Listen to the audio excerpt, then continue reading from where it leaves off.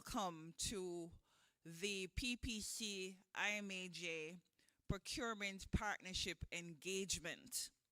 And this is a very special milestone for both the PPC and the IMAJ. And engagement is what we'll be doing all day.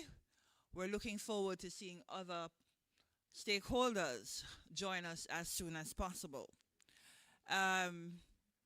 The PPC is this year celebrating its 5th anniversary. And as part of that celebration, we thought it fit,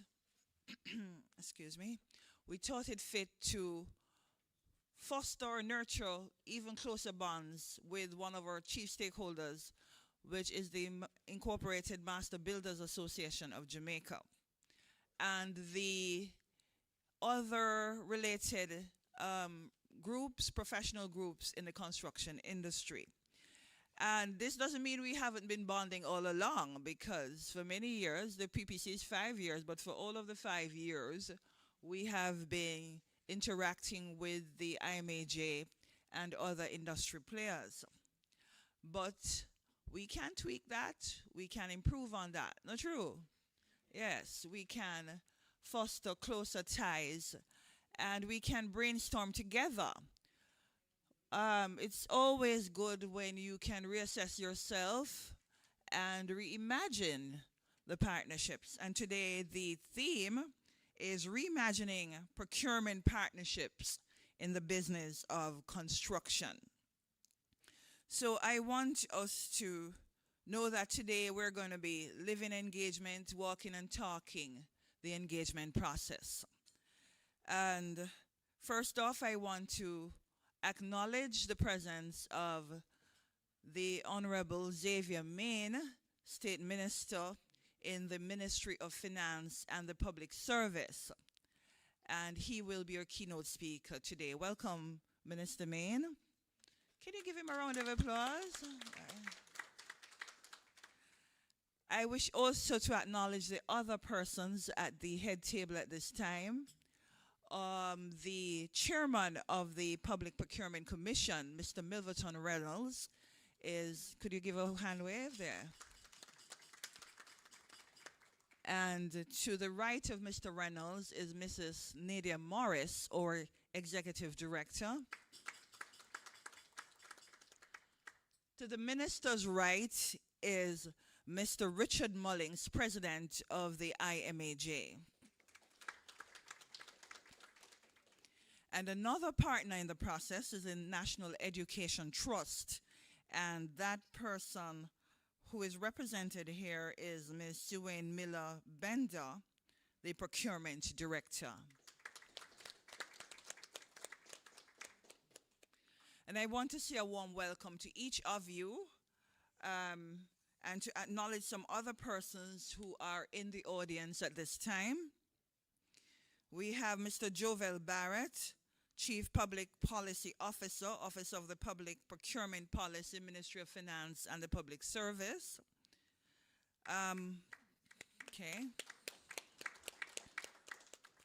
We have leaders of the Construction Industry Council. Also in our midst is the Director of Mentorship and Education with the Association of Land Economy and Valuation Surveyors, ALEVS, and that is Ms. Thalia McZena, and she's representing the president of that association, Dr. Rochelle Channel Miller. Also in our midst, we have members of the PPC Board of Directors, of Commissioners, sorry. Could you just identify yourself so you can be acknowledged by those who do not know you? Commissioners, the PPC. Okay. Senior management teams of the PPC, IMAJ, and the National Education Trust, welcome. Members and other leaders and members of the IMAJ, or registered contractors from across the island. If you're a registered contractor and you're here, could you just give us a hand wave, please? I thought I'd be seeing more hands waving. All right, but the morning is still young. And so, members of the media, other distinguished ladies and gentlemen, welcome, and I'm sure you will be in for an exciting day. At this time, I want to invite Ms. Jacqueline Scott, the Secretary Manager of the IMAJ, to come and lead us in prayer. Could we change our position at this time and just stand?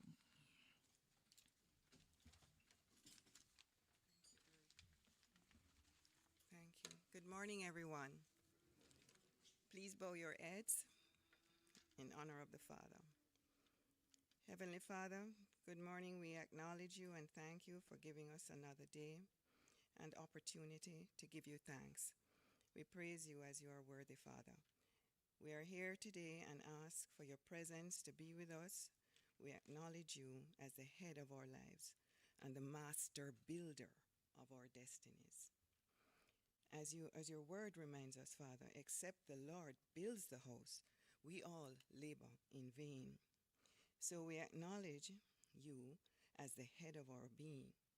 We ask today that as we meet for this engagement partnership event, you will bring clarity to the presentations and empower us and enable us to be good stewards as we go about our businesses in this industry. We ask all these things, Father, in the name of Jesus. Amen. You may be seated. Thank you, Ms. Scott. The Public Procurement Commission came into being by the Public Procurement Act 2015, even though many years later we started.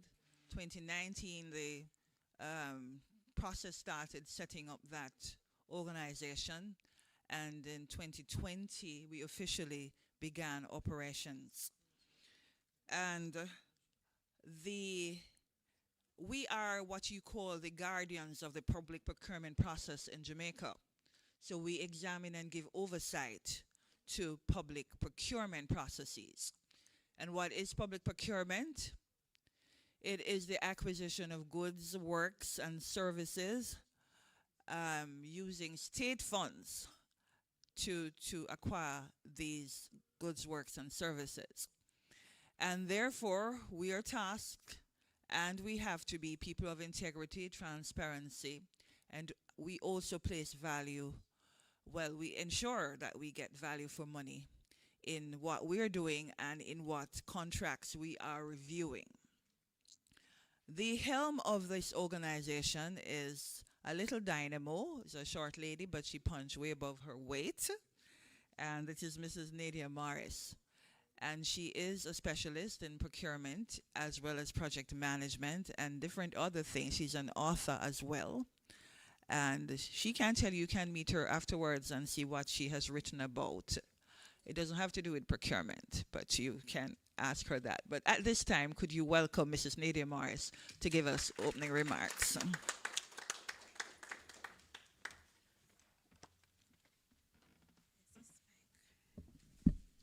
Thank you.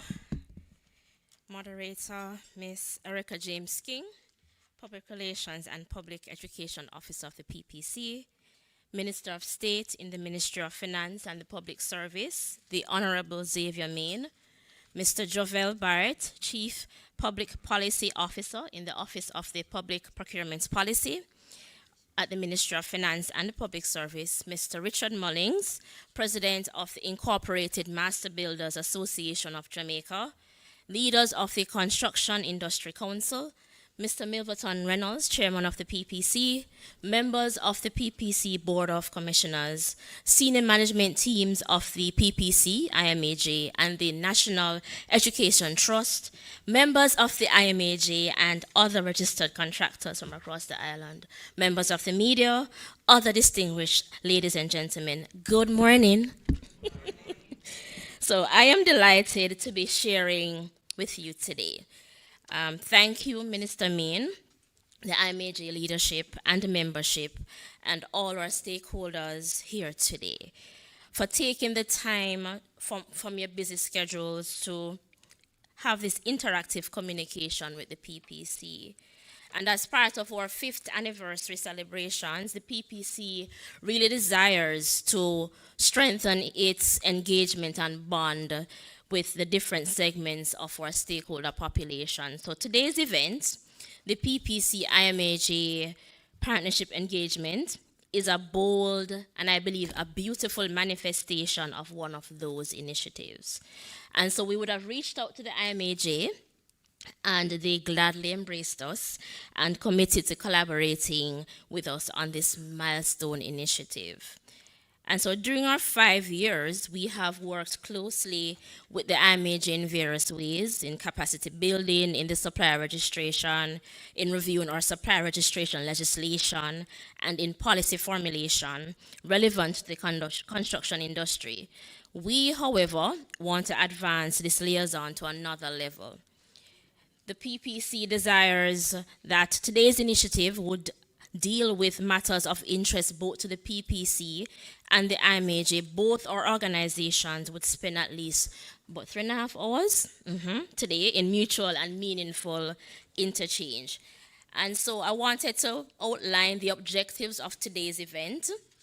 And the first is to forge a closer, more engaging, and more dynamic working partnership with the PPC and the IMAJ to enhance interactive communication and networking between the PPC and its construction industry stakeholders, to give professional groups in the construction industry greater clarity on the PPC's role in overseeing the public procurement process and helping to fuel the Jamaican economy. And we are aiming also to update the stakeholders in the construction industry on the recent and upcoming relevant changes in the public procurement legislative and policy framework. And at the end of the day, we are inviting suggestions from the construction industry, interest on improvements which may be needed in procurement and the contractual arrangements in the sector. And also, we know this is new on the block, the CPEP, the Contractor and Consultant Performance Evaluation Program. And so we're aiming to explain and discuss that process and its importance in the public procurement process.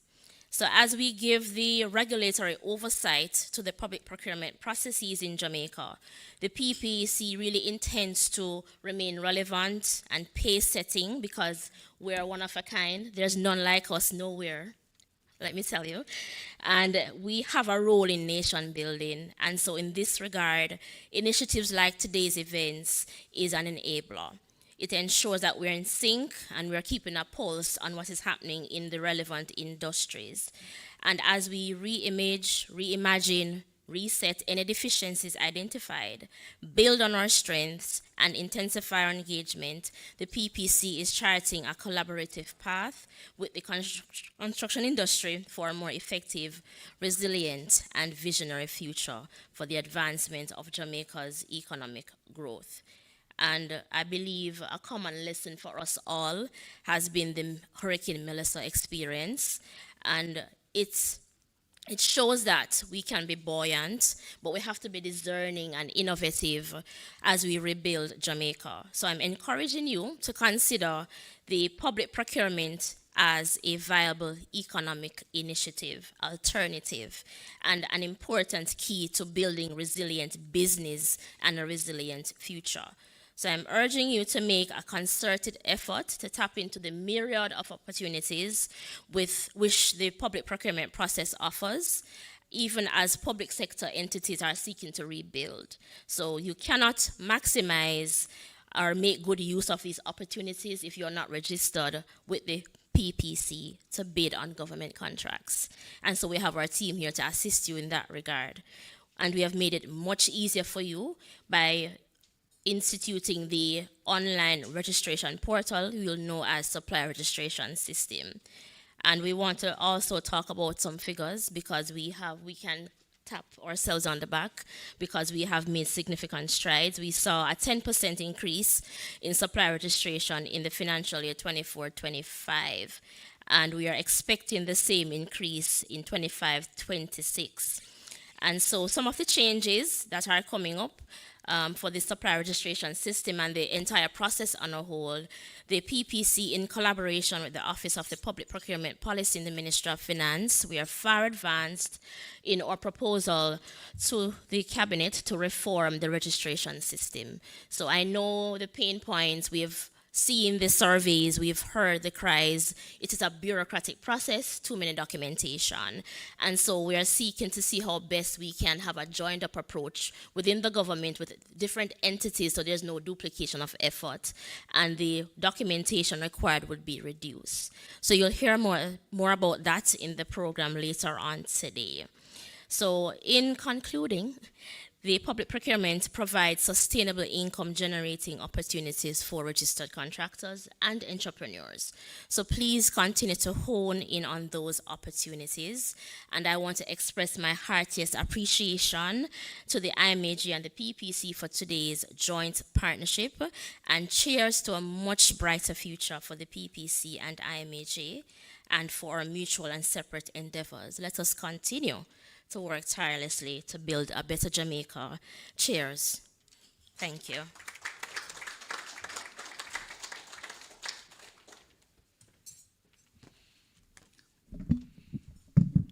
Thank you, Mrs. Morris. Could you show us some more love? Okay. Some housekeeping matters. As we go along, you are entitled to coffee break, but we won't stop for coffee break. So if you feel led to do so, you may just walk over to the bar section and help yourself or be served and come back to your seat. So since we're running a little behind, we won't stop for coffee break. Now, Mr. Mullins has asked us to skip over since most contractors are not here as yet. So we will reschedule his portion of remarks to the lunch time period. Therefore, we will go on to our guest of honor here today, which is the Honorable Xavier Main, State Minister in the Ministry of Finance and the Public Service. Mr. Main has been in this position since 2023, and he's no stranger to the PPC. He has been at a former PPC event right here at the Pegasus, not this location, this room, but elsewhere. And we're happy to be graced with his presence once again. Minister Main, before being a politician, he was a lawyer by profession. He's an attorney at law and a businessman as well as member of parliament for the constituency of Southwest St. Anne. He has served on several public bodies, including the Trade Board, Jamaica Racing Commission, and Factories Corporation of Jamaica, to name a few. Mr. Main's ongoing mission is to improve, transform, and to revamp the socioeconomic realities of his primarily agricultural-based constituency of Southwest St. Anne, and that of Jamaicans in general. Core to this vision is the introduction and improvement of infrastructure and the improvement of standard of living for residents in the country, not just in his area. He's a firm believer in charity, self-improvement, and engagement, and we're happy to have him representing the Finance Ministry here today. Could you give him a round of applause, please?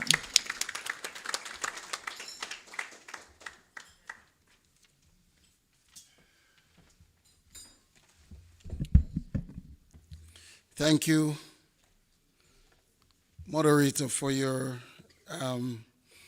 kind introduction. I am still trying to figure out when did I come here before, but I believe that it may have 2023. Yes. Oh, time is flying. Yes. But Ladies and gentlemen, good morning. I certainly want to acknowledge members of the head table, our representative from the National Education Trust,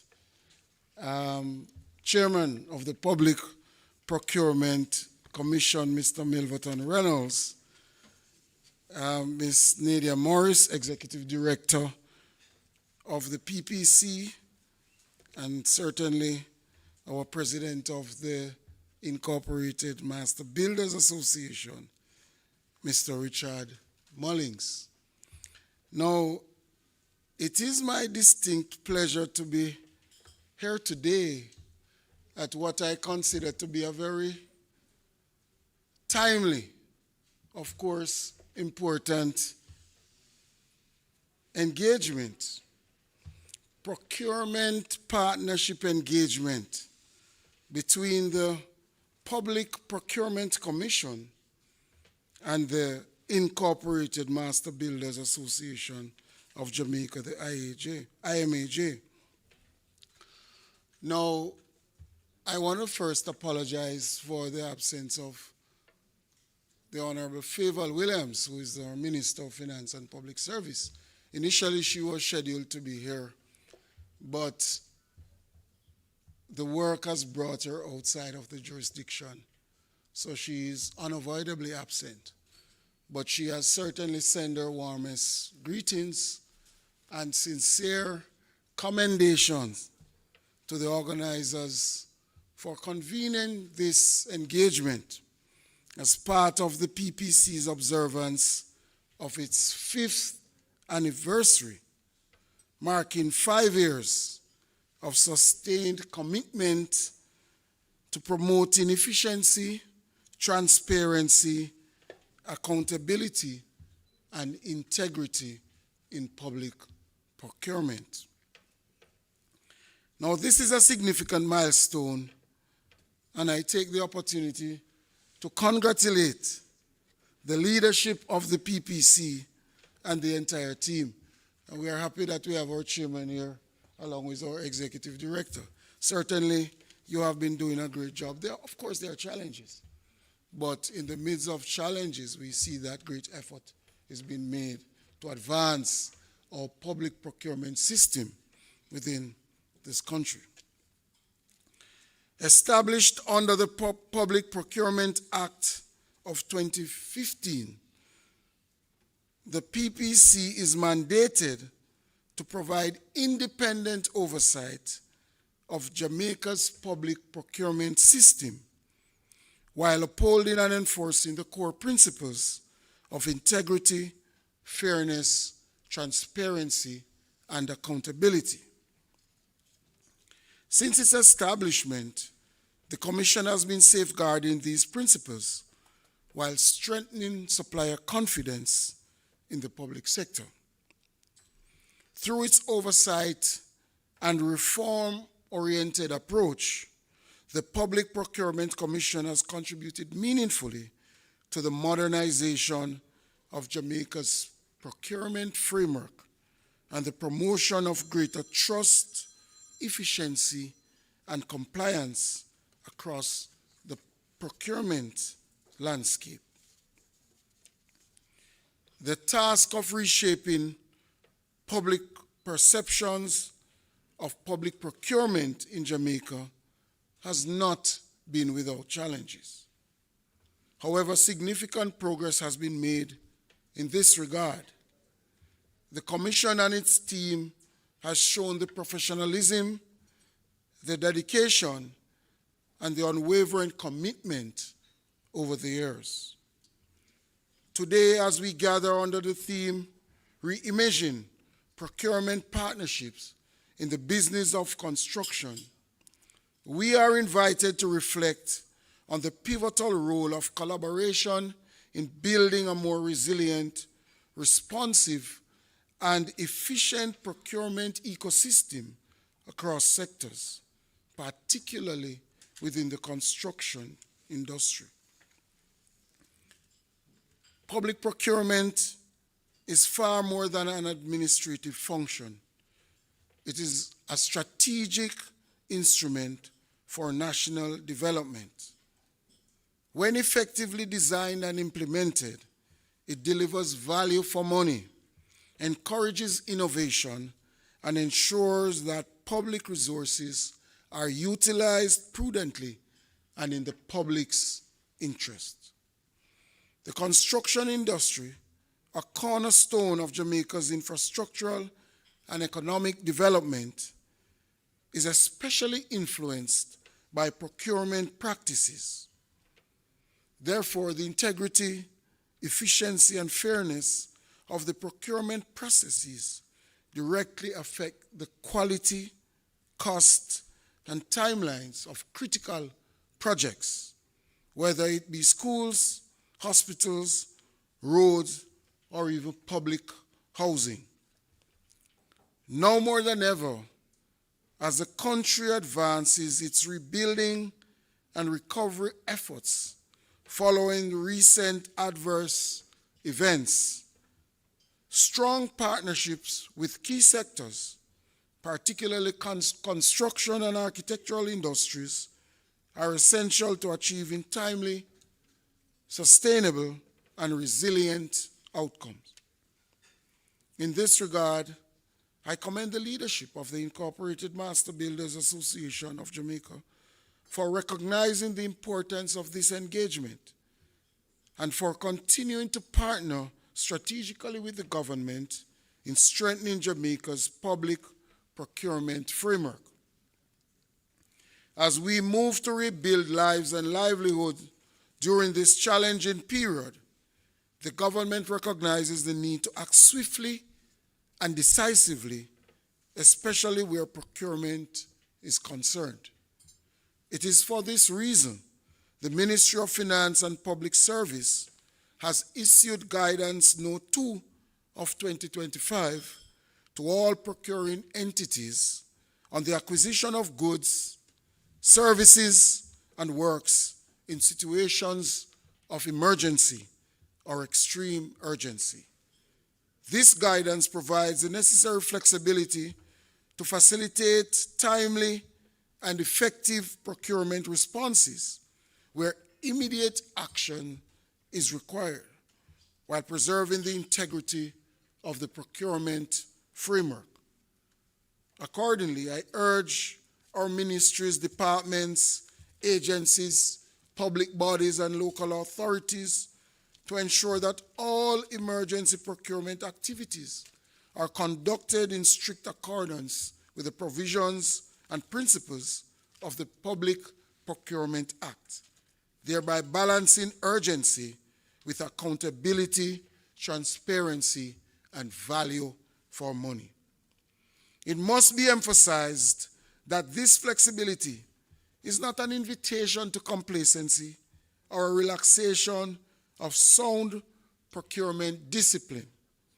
Rather, it is an opportunity to act with urgency, purpose, and precision as we work to restore critical services and infrastructure for the benefit of our fellow Jamaicans, particularly those most affected. While certain competitive methods and timelines may be adjusted in emergency circumstances, the fundamental principles of lawfulness, transparency, accountability, fiscal responsibility, integrity, and value for money remain fully applicable. Jamaica's public procurement system has indeed come a long way. Historically, the process was often characterized by protracted delays, rigid bureaucratic procedures, and inefficiencies that frustrated both procuring entities and suppliers. Today, however, the landscape has evolved. The framework is increasingly modernized, streamlined, and responsive, better positioned to meet the operational needs of public bodies while facilitating fair and efficient engagement with suppliers, including key partners within the construction industry. Through recent amendments to the Public Procurement Act, the government has increased the threshold for single-source procurement across goods, services, and works, as well as the contract approval limits. And these amendments are intended to reduce unnecessary delays and mitigate bottlenecks associated with multiple approval stages while maintaining oversight. Importantly, the Act continues to reaffirm the principles of open competition, which remains central to a fair, transparent, and inclusive public procurement system. This ensures that access to government business is based on compliance, merit, and equal opportunity, and not tenure or familiarity. Accordingly, whether you are a long-standing supplier or engaging with government for the first time, once your business meets the requirements established by the Public Procurement Commission, you are eligible to participate in open and competitive bidding. While these reforms are designed to enhance efficiency, the government remains steadfast in its commitment to accountability, transparency, and value for money consistent with internationally recognized procurement standards. In this regard, the effective utilization of the Government of Jamaica Electronic Procurement System, GOJEP as it is known, is very essential. I'm therefore urging all procuring entities to make full use and consistent use of the platform to access uploaded tenders and to obtain critical information on bid openings and awarded contracts. Thereby, this will enable us to promote transparency and ensuring a clear and auditable procurement trail. These legislative and procedural improvements reflect a commitment not only to regulatory compliance, but also to partnerships. Effective procurement cannot be achieved by government alone. It requires sustained collaboration with industry partners who understand market realities, appreciate the complexities of construction projects, and place a premium on timely and high-quality delivery. This is precisely why engagements such as today's forum is so vital. They create a space for dialogue, knowledge sharing, and constructive engagement, strengthening mutual understanding and reinforcing our shared responsibility for delivering procurement outcomes that serves the national interest. As we reimagine procurement partnerships in construction, let us consider some guiding principles. Transparency and accountability, where every decision in procurement must be fair and aligned with public interest. Efficiency and value, where projects are delivered on time while optimizing the use of public funds. And most importantly, collaboration and communication between government agencies and industry stakeholders, which will strengthen understanding and build trust. I encourage all participants to engage actively in today's discussion. Your insights, expertise, and constructive feedback are invaluable as we continue to enhance Jamaica's procurement landscape and boost our economic productivity. I also want to reaffirm that the Ministry of Finance and Public Service, along with the Public Procurement Commission, remains fully committed to strengthening the procurement framework, protecting public resources, and fostering partnerships that drive national development. Together, we can ensure that the business of construction in Jamaica is not only efficient and transparent, but also innovative and capable of supporting our vision for a resilient nation. In closing, I again thank the Public Procurement Commission and the Incorporated Master Builders Association of Jamaica for hosting this timely and important engagement. Let us seize the opportunity to re-image procurement practices, reinforce trust, and collectively shape a construction sector that truly meets the demands of our people. Thank you.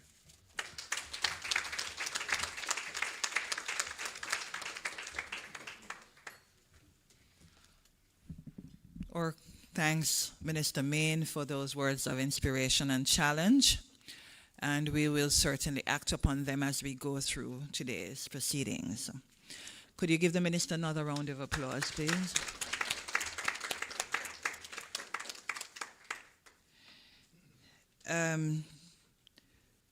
Since we're running a little behind, we'll gloss over the presentation on the PPC core services. But just to mention some of them, our core services revolve around our three technical branches. One is the supplier registration branch, and this branch liaises with the private sector mostly in terms of providers of goods, works, and services. So that's the chief technical branch that liaises with the public, and in terms of the private sector, it grants PPC registration certificates. It also gives advice in terms of registration and also are part of stakeholder engagements to empower better use of the portal. The minister made reference to that portal, the GoJEP platform, which is the Government Electronic Procurement Portal, GoJEP, and the supplier registration system is seated on that platform. So by now you should, if you don't know, that you can register with the PPC at any time from anywhere and any day of the week since 2021, because that online registration has been in process since 2021. And we'll soon be hearing more about the registration process from Captain Richard Campbell, who heads the supplier registration branch. We also have another technical branch, the procurement management and compliance branch. And this branch liaises more with the public sector entities. So the review of contractual submissions is the core function of that branch.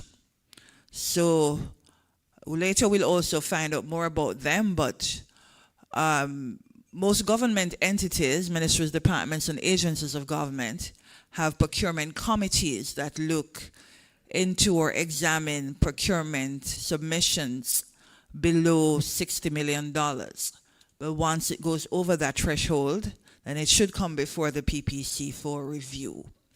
And therefore, that branch focuses a lot on review of contractual arrangements in the public sector.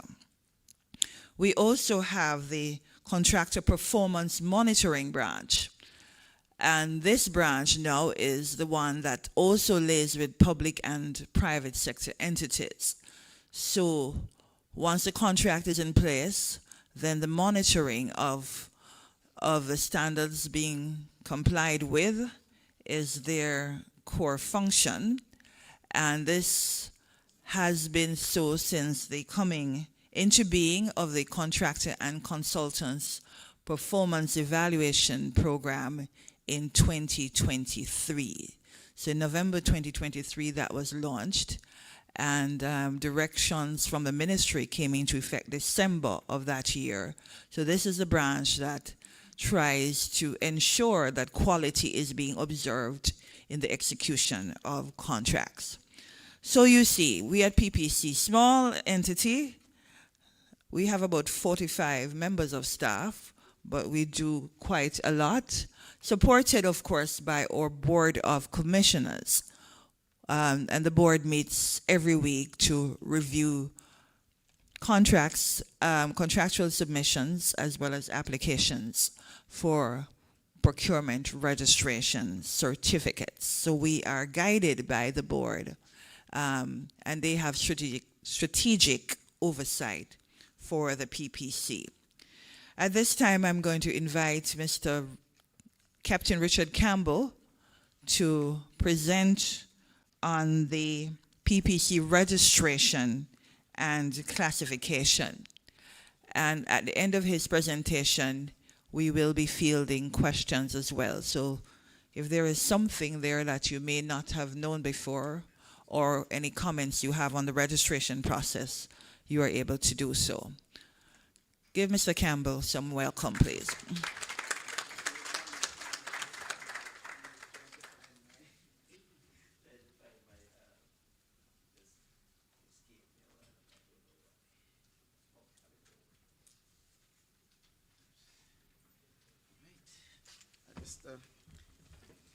Good morning, everyone. Just give me a minute. Let me just cue up my presentation. I put on the jump drive a while ago, and somehow it seemed to escape. Jumped off my. Okay, all right, this is it. Yes, this is it. I have it up. All right. So while my team load it on the screen, I'll just continue with the presentation. So good morning again, Honorable Minister. Mr. Xavier Bain, State Minister in the Ministry of Finance and Public Service, PPC Chairman, Mr. Milverton Reynolds, PPC Executive Director, Ms. Nadia Morris, IMAJ President, Mr. Mullings, Chief Procurement Officer of the Office of the Public Procurement Policy, CIC members, the Board of Commissioners of the PPC, senior management team of the PPC, and members of staff of the PPC, the media, registered IMAJ members, distinguished ladies and gentlemen, good morning. All right, so my presentation today, just to be brief, I have about 13 slides, and while they queue up, I'll just give them a few minutes. Just no. All right. Yeah, that's double. I'll just begin while they queue up. My presentation this morning is about, of course, registration and classification of the suppliers of workers grades 1 to 4. And as you know, the PPC has 3 registers. We have the register for goods and general services other than consulting services, and we have works grades 1 to 4 and works 5. The works 5, these are the artisans, and what we find is that these artisans are not coming back because they're basically doing work that meet the threshold that we have recently received. So the threshold, as was mentioned earlier, for works, it's $5 million. And usually the artisans, they operate within that, that band. And of course, for goods and services, it's $3 million. So they're able to do work without necessarily coming to us for registration, but it's still on the books as one of the registers. So, of course, as the theme that was indicated earlier, the PPC-IMAJ Procurement Partnership Engagement, and I'll just go right into my next, all right, so the next slide. So my content is basically the mandate, the mandate and function of the SRB, which is the Supplier Registration Branch, the PPC Legislative Framework, the Supplier Registration System, which is the SRS, that's the platform we use for registration of suppliers, the increased validity period of PPC certificates, and of course, new supplier declaration for renewal of registration form, and of course, application processing time, and of course, suppliers registration reform. All right. So next. All right. So the Supply Registration Branch, the Public Procurement Commission was established under the Public Procurement Act that was mentioned earlier, and of course, Section 9 The Supply Registration Branch was formed in keeping with the Public Procurement Act, Section 11 of course, of the said act, and of course it allows for the primary mandate to register and classify persons, firm, or entities as suppliers, and approve persons, firm, or entities as approved unregistered suppliers. The PPC made the following regulation with permission of the Minister of Finance and Public Service under the Public Procurement Act 2015, Section 61(1), Public Procurement Registration and Classification of Suppliers Regulations 2019. So the Regulation 2019 is what is used for the registration of suppliers, right? And this was enacted in September, of course, 2019. So the regulations make the following provision. Any person, I mentioned earlier the artisans. These are persons who may have completed an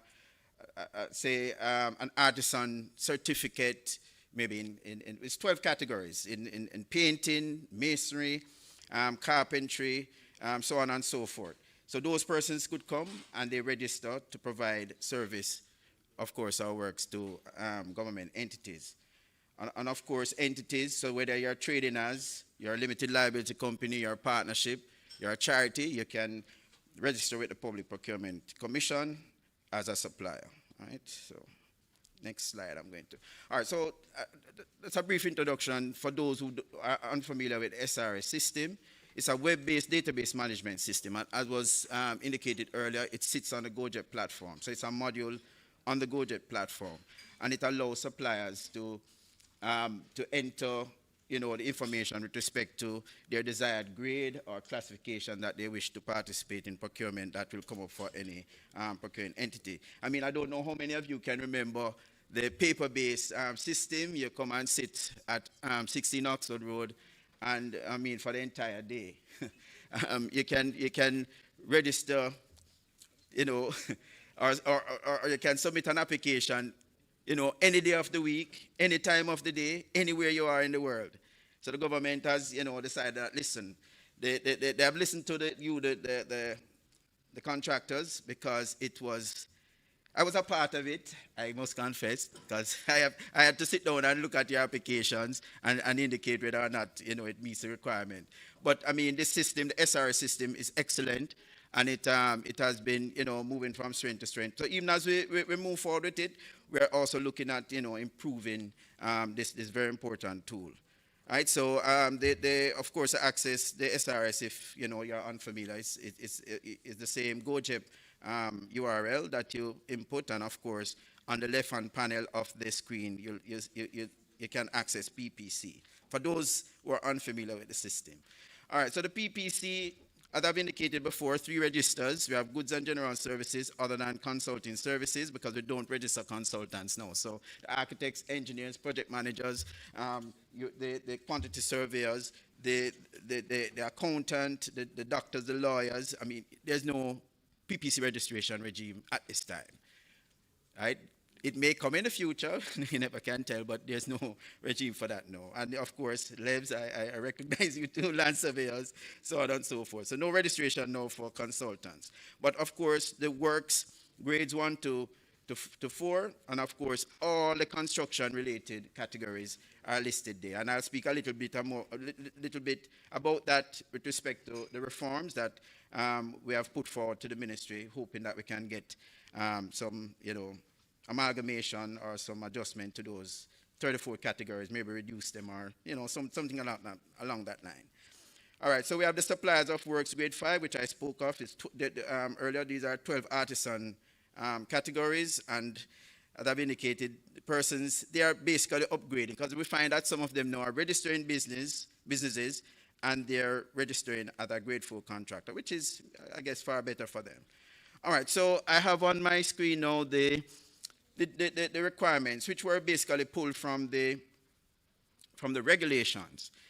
Yes, we have identified 14. One that should be added, especially for the new businesses, is business verification. So if you're a new business, we'll have to come to, according to Regulation 7, we have to come to your place of business and do a brief interview and ask you to sign, and then of course it forms part of your registration. we don't know if that will remain in the reform, but I mean, it's always good for the government to know who they're doing business with. So, I mean, sometimes the addresses that are used for the registration of the businesses, not necessarily where you operate from, and that is okay. No issue with that, right? Because persons, a number of them operate from home, and that's not a problem, right?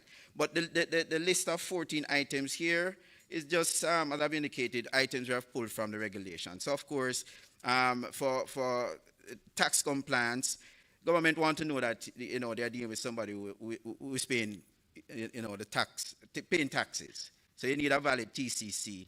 The status letter here is, at number 2 speaks to, of course, a document from the company's office, right? Declaration forms 1 and 2, which we are based on the reform, we are making it just now, are requesting that we use only 1 declaration form.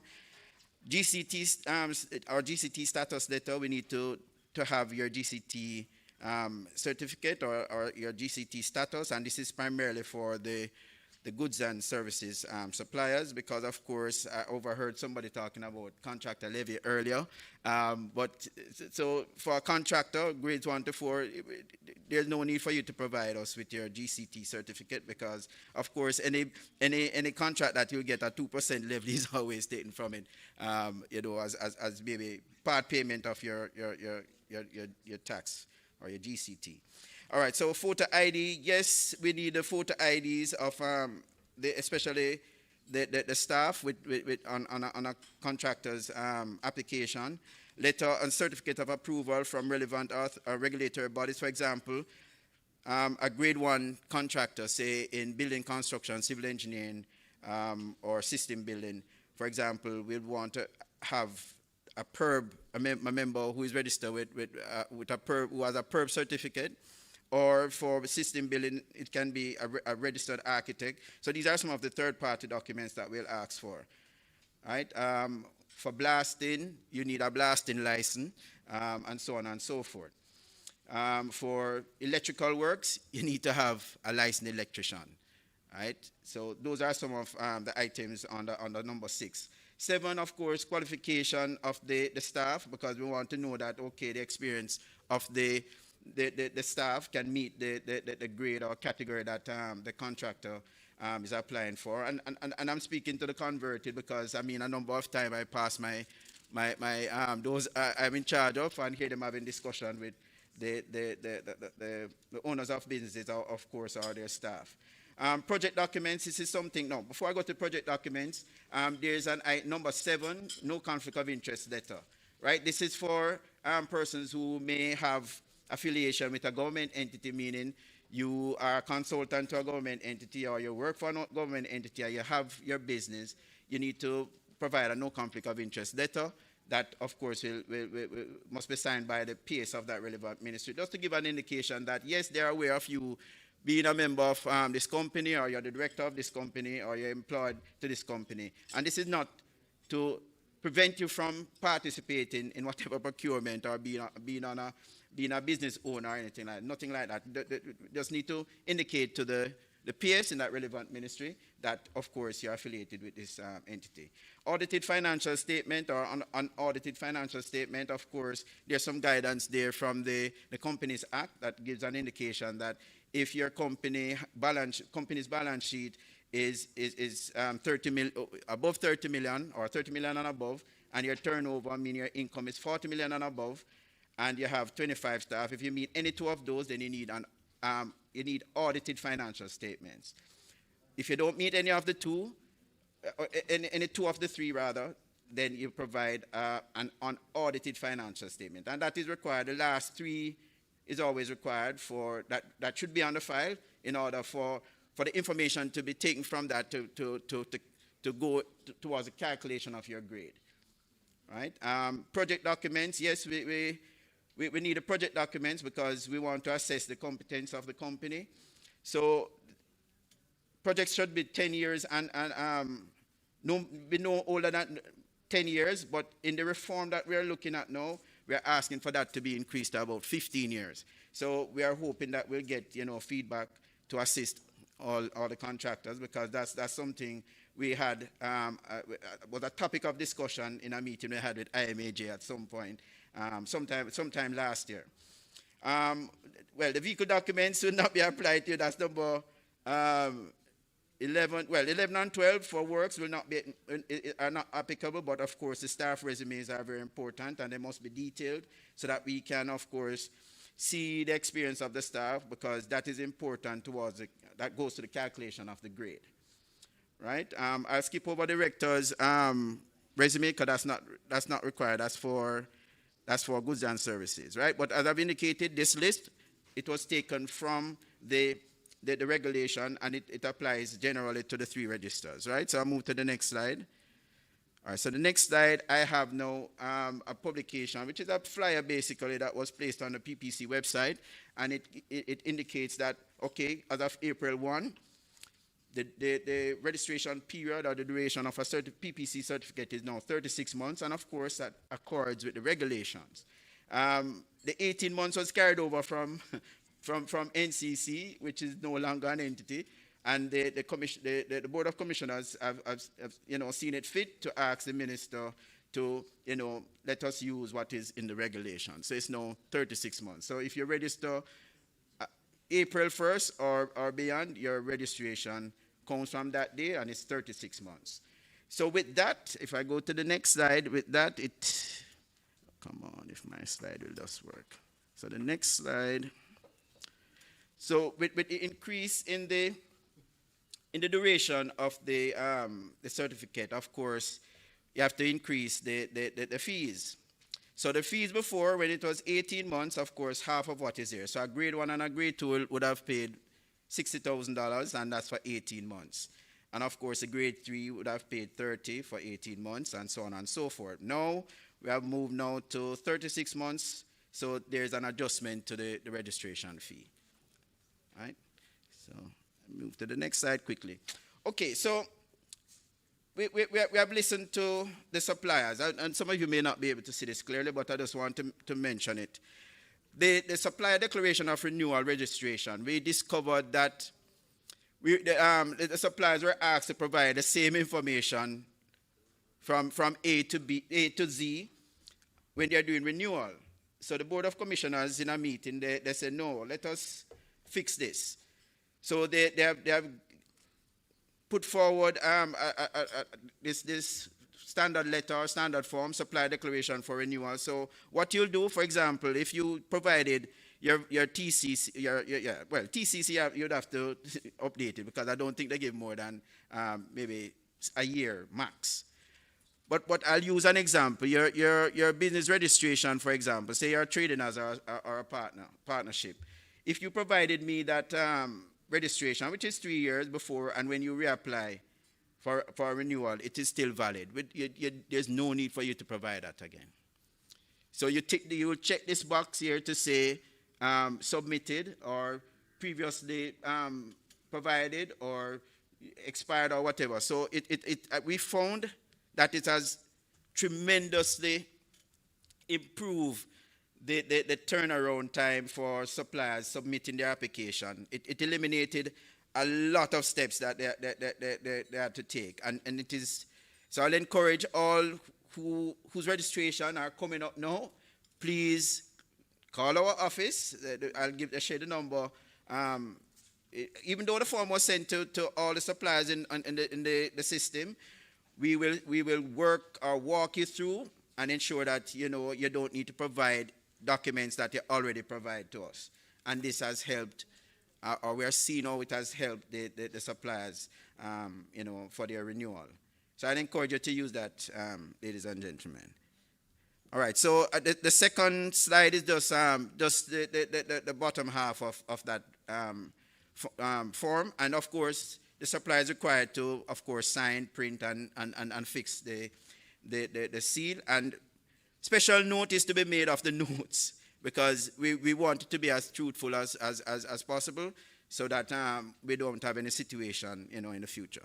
All right, so I'll move to the next slide quickly. And I'll leave the questions for last. So if you have it, just make a note of your questions and we'll address them after. Okay, so I want to give just a synopsis of the application processing time, right? So I have two images or line graphs there. Okay, on On my left, which is, I think you're right, we have financial year 2024-2025, right? So this orange, the orange line, and of course gold-looking diamonds, they represent the average length of time an application will stay on the system. You know, having outstanding information that we really need to complete the registration. But you see, if you look lower down, where the circles, if you will, are egg-shaped images, and the blue line, as soon as we receive the information, ladies and gentlemen, we're able to process the application. So if we could get all the information, say from the outset, all your registration will be completed within, well, less than a week. So that's the effect I want to put to the contractors.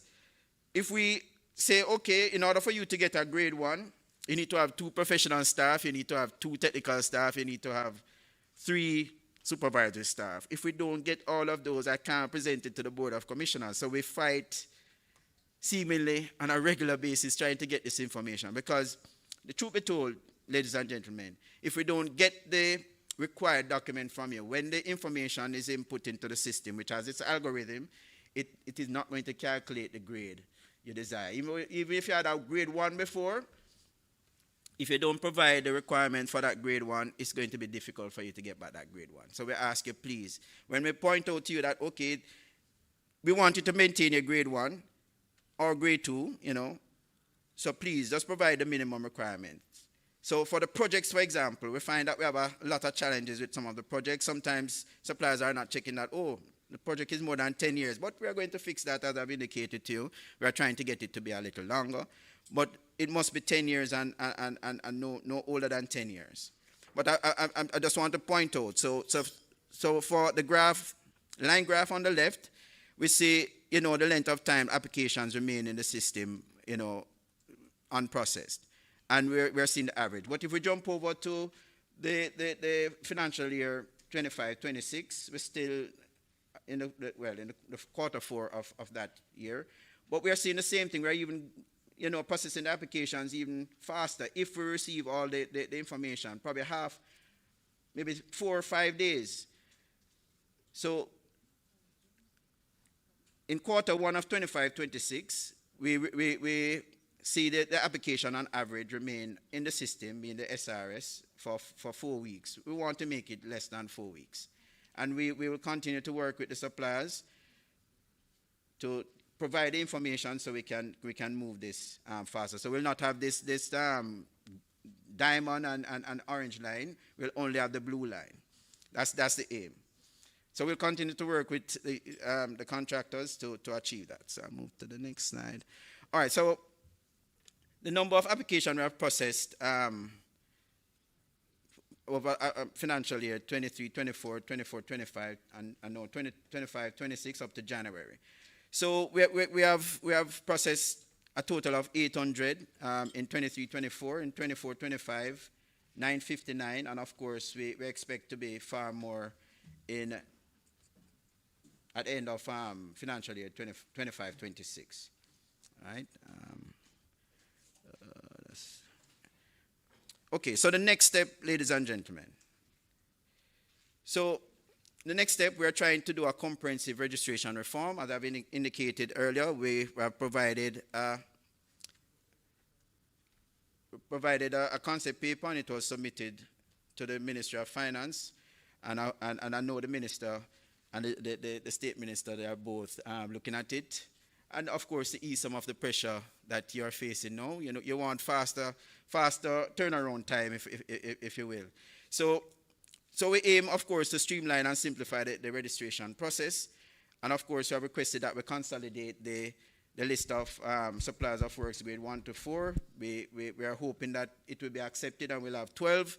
So sometimes when we look at the individual categories now, sometimes it's a challenge. Somebody maybe doing, for example, general road work, so you get a 1 in it, but you're seeing like a 4 in road maintenance work. So with that consolidation, it will fix those challenges, right? Because the man who perform in general road works can definitely do patching, can definitely do road maintenance and do it well, right? So we're hoping that we'll get, the go-ahead to fix that.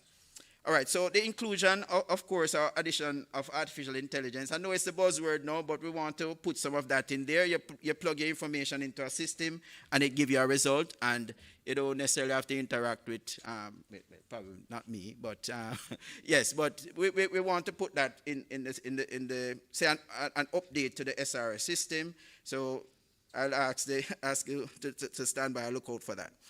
All right, so in conclusion, ladies and gentlemen, the PPC continues to review the supply registration process because, of course, we want to improve the system. The PPC has prepared and submitted a concept paper, as I've indicated to you, and we know that we'll get a feedback from the ministry soon. PPC aims to simplify the registration process by reducing the number of steps because, yes, I hear a lot of that, too many steps, and the requirements are too long, but we are coming to your rescue. See, we have given you the renewal declaration form, and we hope and will continue to improve. So PPC will complete and implement all approval and changes within the medium term as soon as we hear back from the ministry. And I thank you, ladies and gentlemen. On that slide, there are some numbers. You can please feel free to reach out to us, and we will, of course, provide the answers as best as we can. So thank you very much. So any question, ladies and gentlemen? Thank you.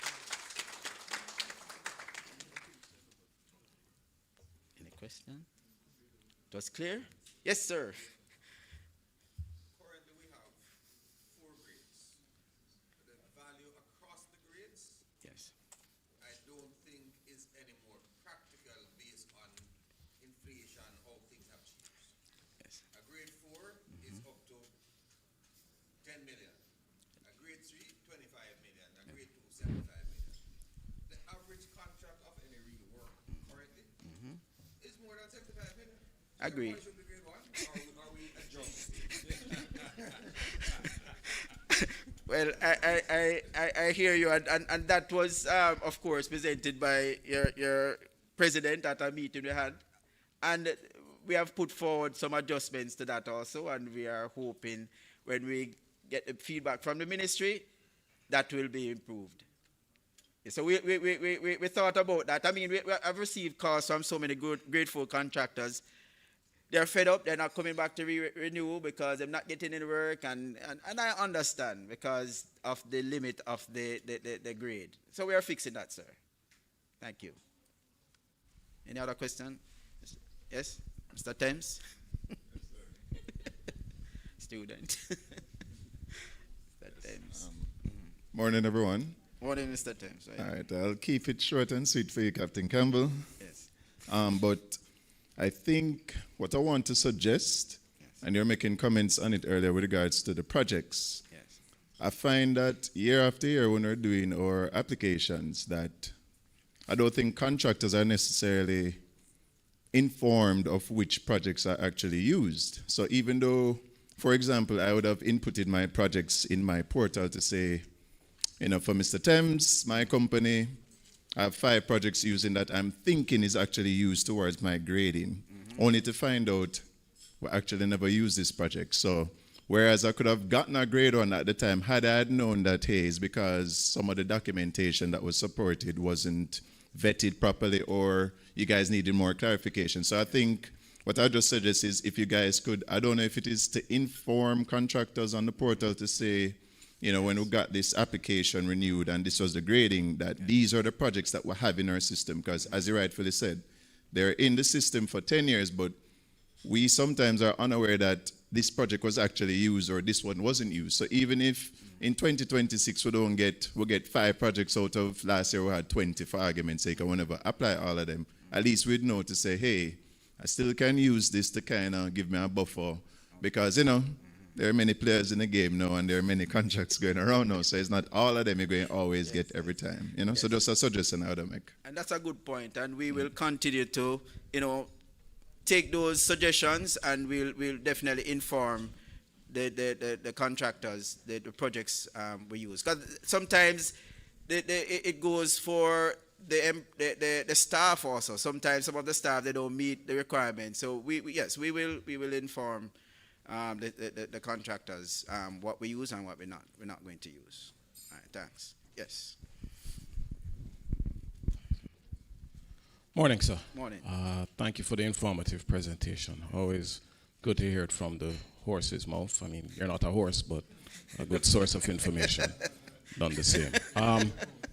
I have two questions from a supplier's perspective, not a goods provider. Sorry, well, a goods provider, but not a works provider.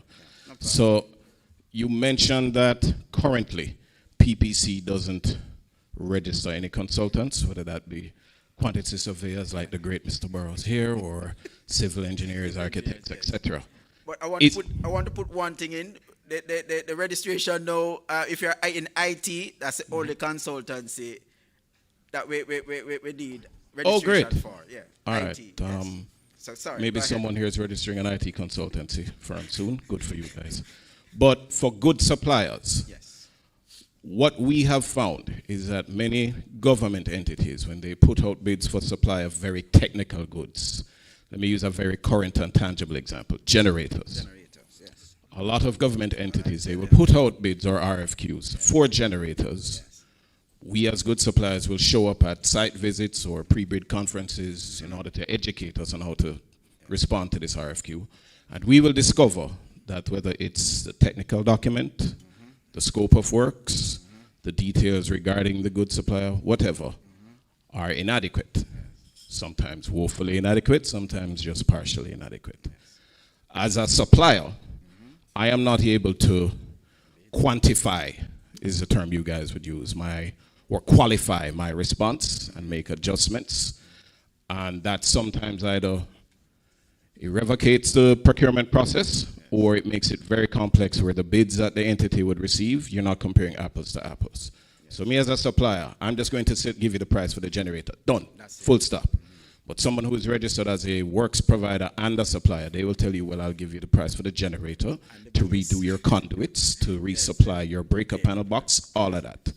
And he may even supply you that price cheaper than the price of my generator, because I sell very high quality generators. Some people here may know Delta Supply and say, yeah, man, I'm not expensive, bad man, but certain things of quality require a certain level of price.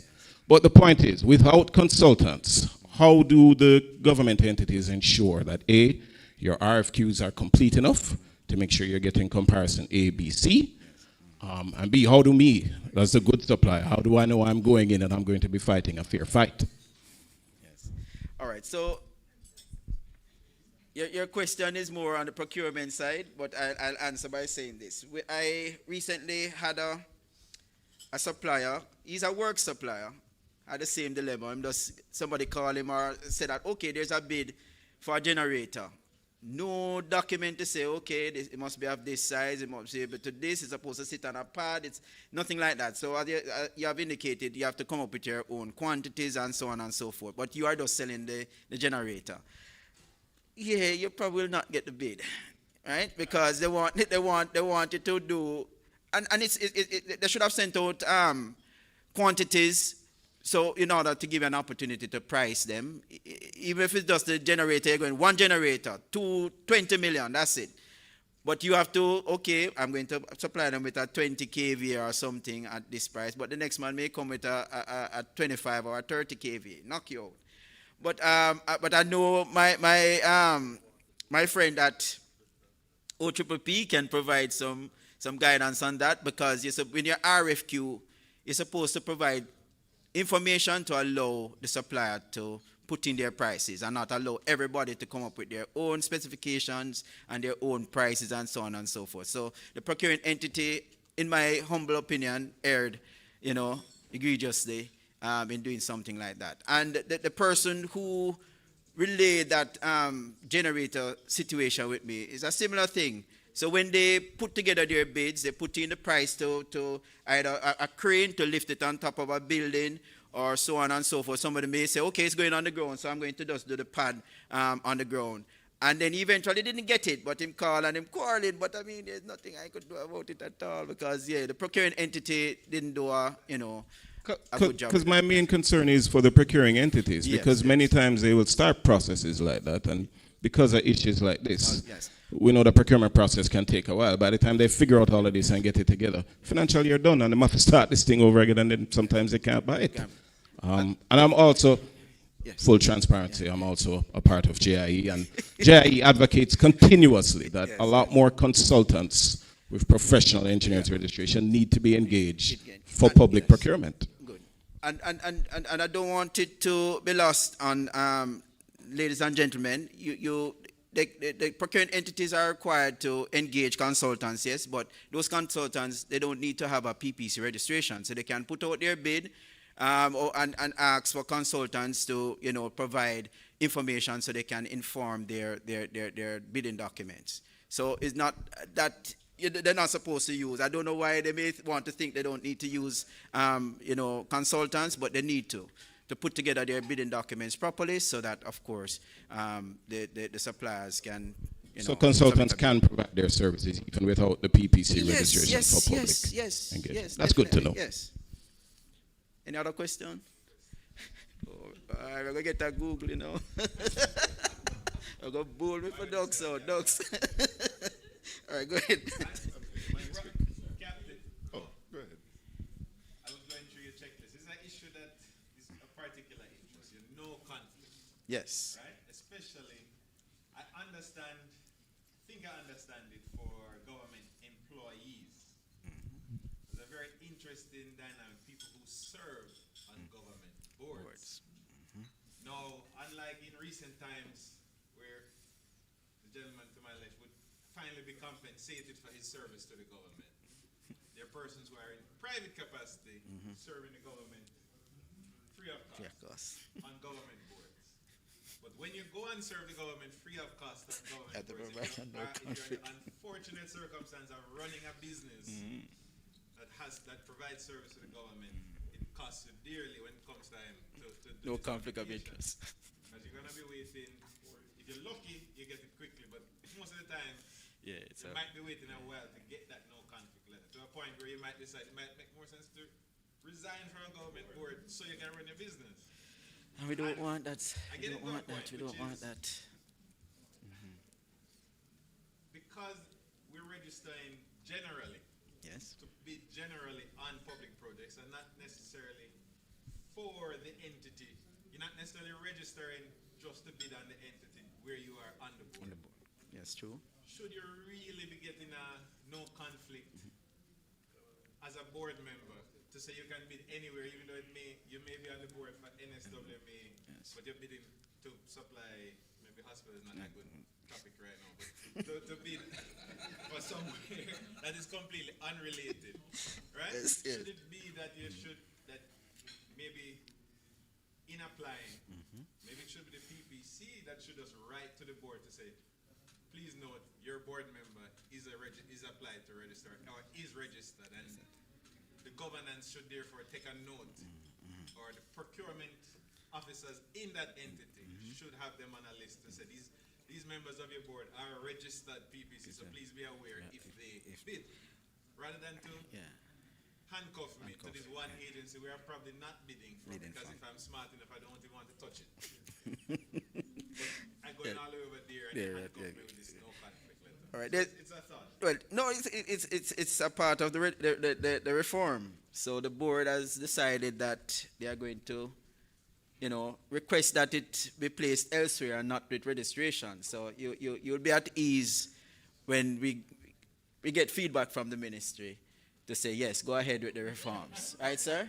Yes, yes. So help is on the way. We're just waiting for the reply. Yes, Mr. Barnes. He's yielding to his yes, he's yielding. Yes, he's yielding.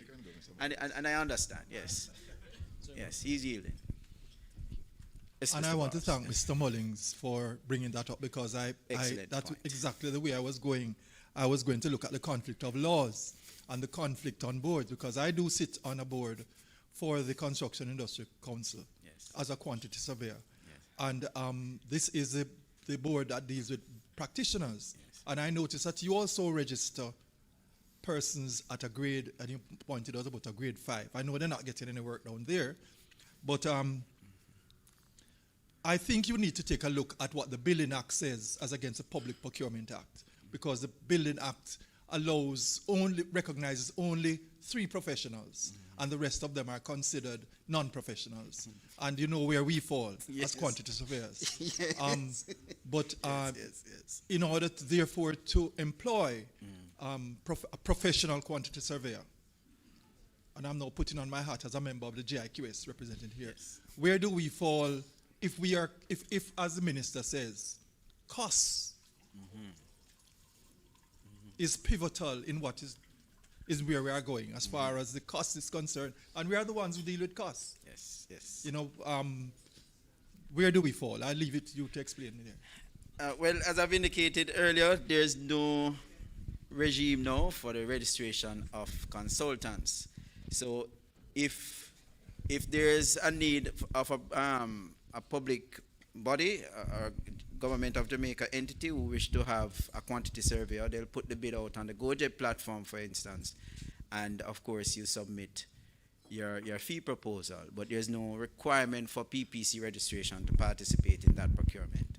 Similarly with the GIA, with the engineers, similarly with the architects, the land surveyors, the valuers, project managers, so on and so forth. So so that now, I don't know if the board will consider, registration for professionals anytime soon, but for now, there's no registration for professionals.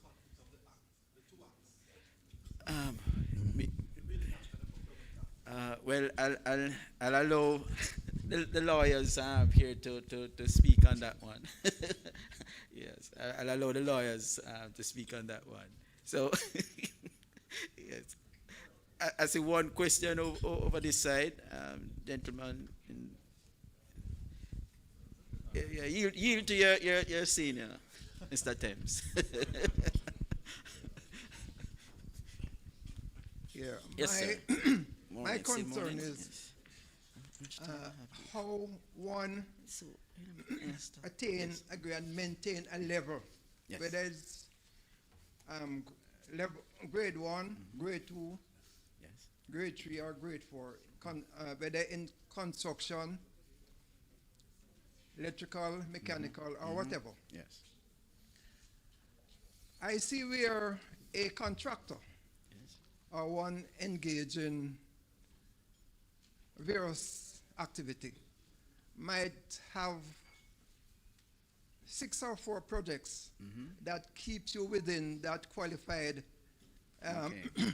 range Oh, for the period. period. Okay. But you, and after, I said 10, 15, 20 years, you might not be engaged in doing any work that range within that price range.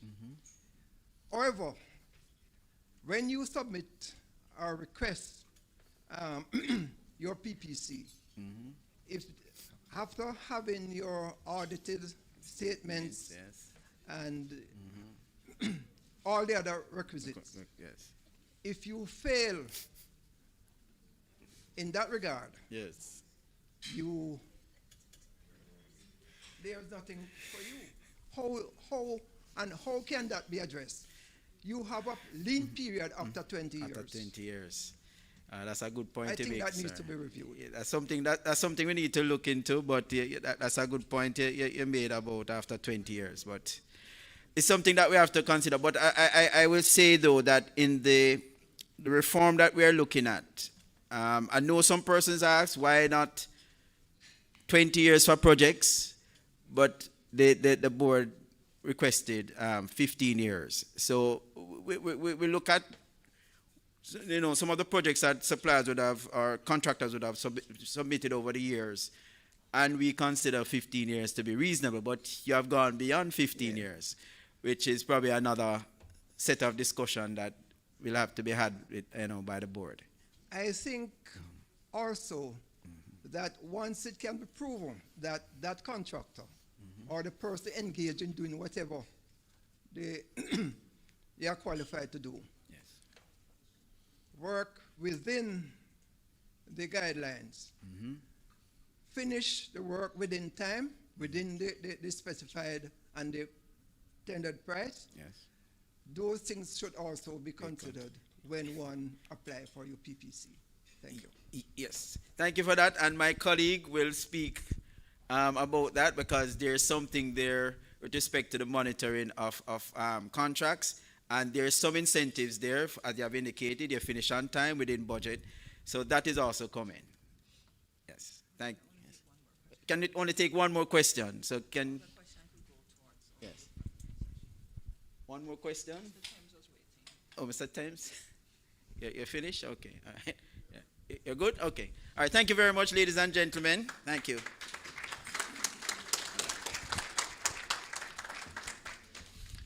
Thank you very much, Mr. Campbell. It seems you have the hot seat.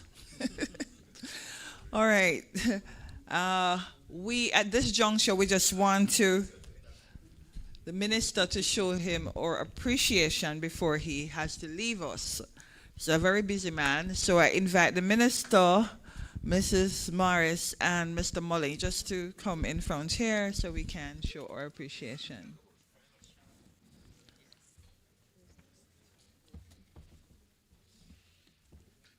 And the other one too. The other one.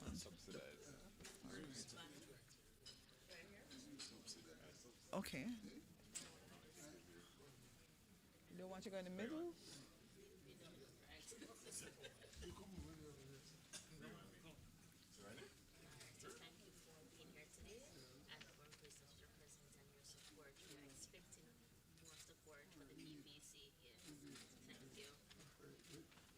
Don't move yet, Minister. We have another one coming for you. Mr. Mullings, could you present the other?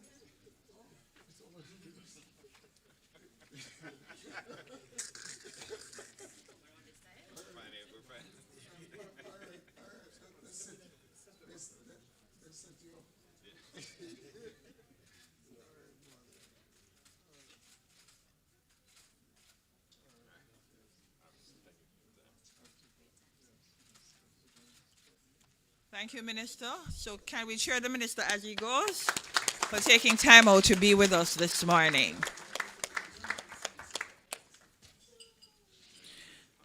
We are going to, I hope everybody is refreshing yourselves. Remember, we're not stopping for coffee break, but you can feel led to go to the bar and take your coffee break while we're in progress. We're going on to session 2, where we'll be looking at the procurement process.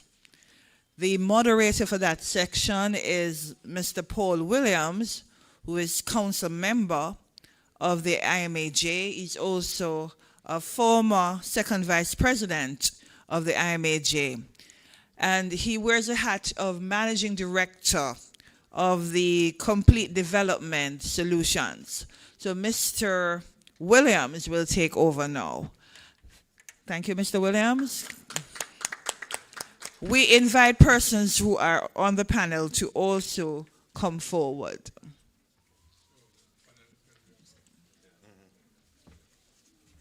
Thank you very much, Madam Moderator. We invite at this point in time Mr. Barrett, Mrs. Kerry-Ann Henry Douglas, Mr. Todd Robinson to join us on stage. Each will give a 3-minute presentation on the various topics. This session is intended to cover the new legislative and policy changes in procurement, so solicitation documents and guidelines, ways in which solicitation documents can be improved to better inform bid preparation, procurement opportunities in the post-Melissa rebuilding effort, the role of the PPC Procurement Management and Compliance Branch, positive strides and changes which procuring entities encounter with works contractors, tips on fostering a better working relationship between procuring entities and contractors. The presentations will be very short based on the energetic discussions that have been happening. It is intended that this session will certainly keep you engaged, and we'll be using the floating mic copiously. So I hand over now to Mr. Jovel Barrett, Chief Procurement Policy Officer, Office of the Public Procurement Policy, Ministry of Finance and the Public Service. And after him will come Mrs. Henry Douglas and Mr. Robinson.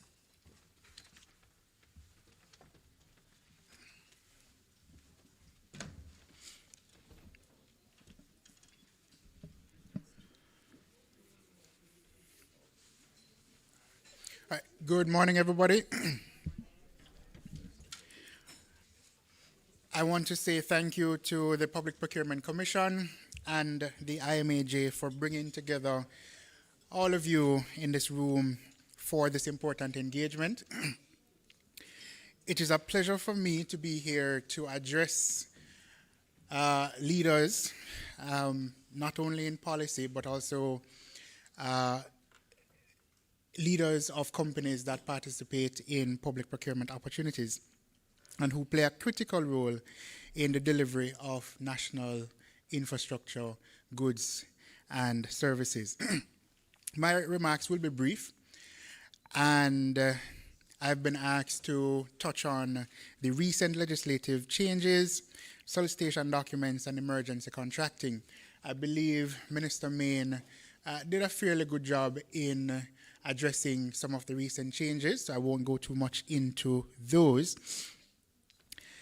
But I'll say that in 2025, the government of Jamaica took steps to improve and create better efficiency in public procurement in Jamaica. And one of the major changes that was made was the introduction of the Public Procurement Competition Thresholds Order 2025, which now clearly outlines the different levels of competition. And there are three levels: restricted competition, open national competition, and open international competition. And at each level of competition, depending on the value, there are various methods of procurement that are related to those levels of competition. And so procuring entities now have a clear toolbox of procurement methods that they can use at each level of competition. Now, secondly, when it comes to solicitation documents, and I heard the complaint from my friend earlier about solicitation documents being prepared, a competition being out there, but what is in the solicitation document is not really matching up to what is on the ground and what is really needed. And what I would say to that, and as part of my address to you today, is that public procurement requires a partnership between you, the supplier, and us, the government.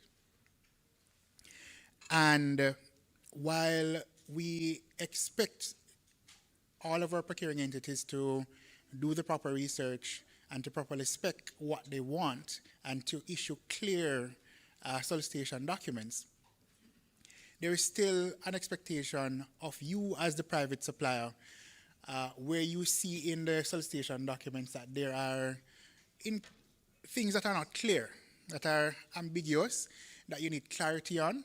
The rules allow for you to request clarification, ask questions, get things clarified before the deadline closes, and I guess in asking for clarification, you also request additional time so that once you get the clarification, you are now in a better position to determine exactly what is required of you, and then you prepare your solicitation documents in a way that complies with what is being required of you. And so what I would say is that pay careful attention to what they say they want, what the procuring entities say they want. Where you have issues, where you need clarity, the process is there for you to request that clarity. Ask for more time to submit the bid once you've received that clarification, and then you submit your bid in accordance with what they now have clarified that they need. Okay? So don't go off and say, this is what I feel like submitting.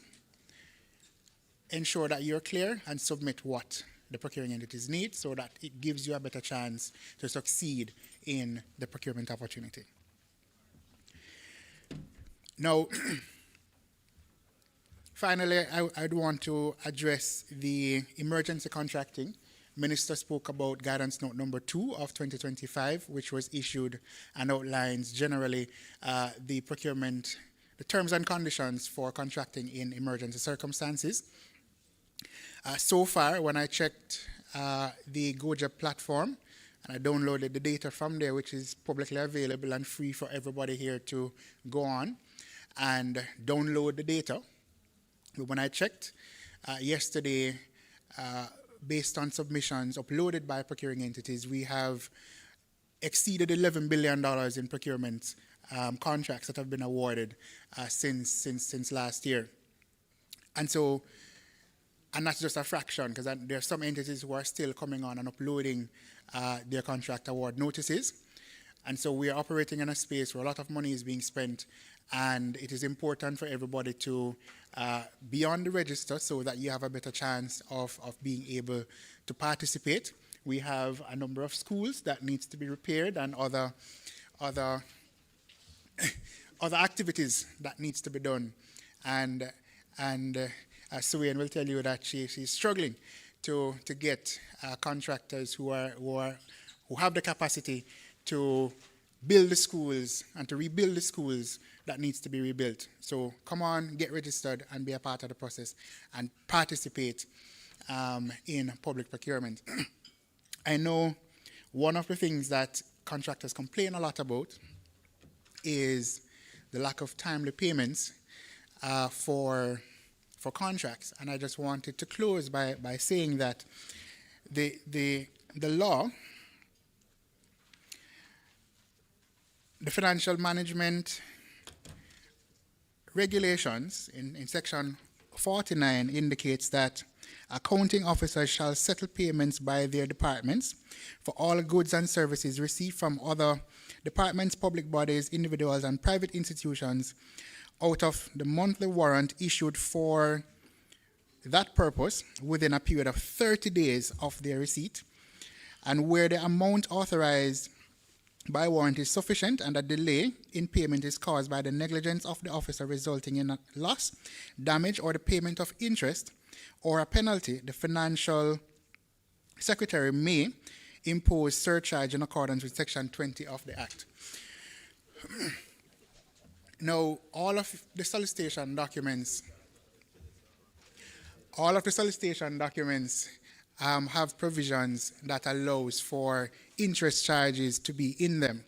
Most procuring entities leave them blank. It is your obligation as a private supplier to negotiate a figure, right? To allow for there to be an incentive and encouragement on procuring entities to pay you on time, because if they don't and they get charged, then there is a penalty for it. And that is my brief opening remark, all right?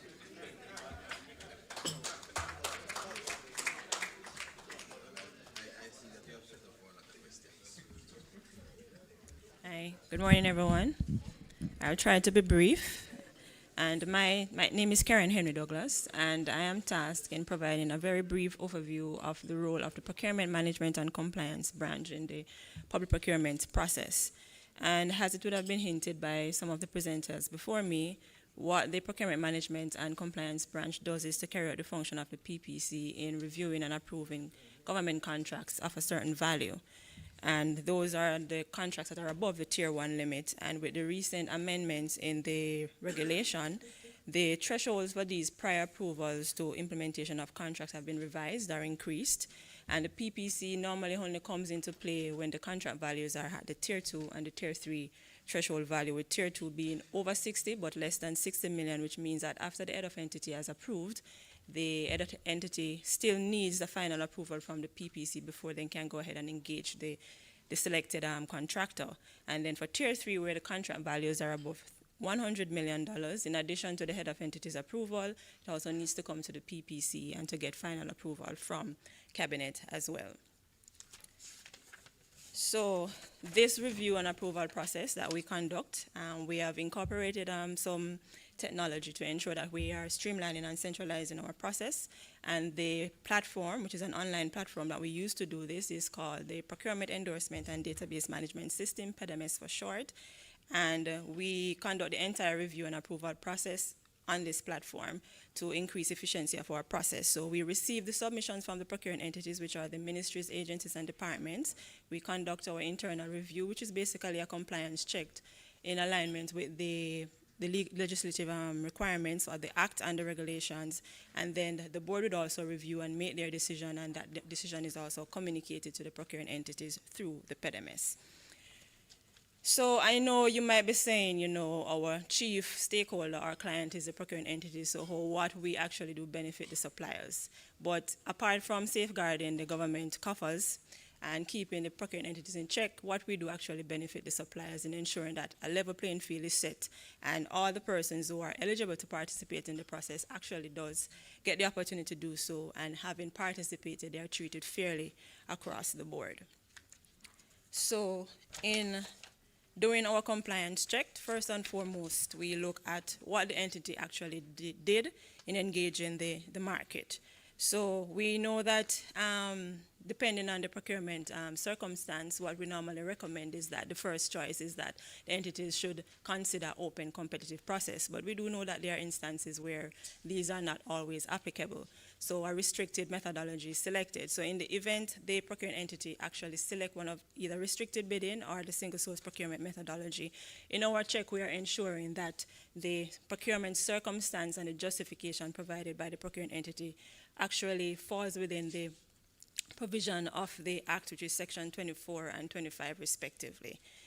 And then after selecting a procurement methodology, we now have to check that the requirements, which is a big issue, what the entity actually write in their bidding documents, that these requirements for participation, that is what you need to, what are the eligibility requirements, what category do you need to be registered with, the grade as it relates to work, that you need to participate first and foremost, the requirements of qualification and responsiveness, clearly identifying what the bidders need to provide to be considered non-responsive, to be considered responsive, as well as to qualify for consideration for a contract award.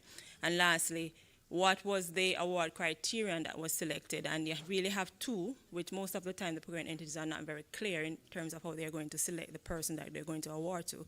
So you have to select between either lowest cost or most advantageous.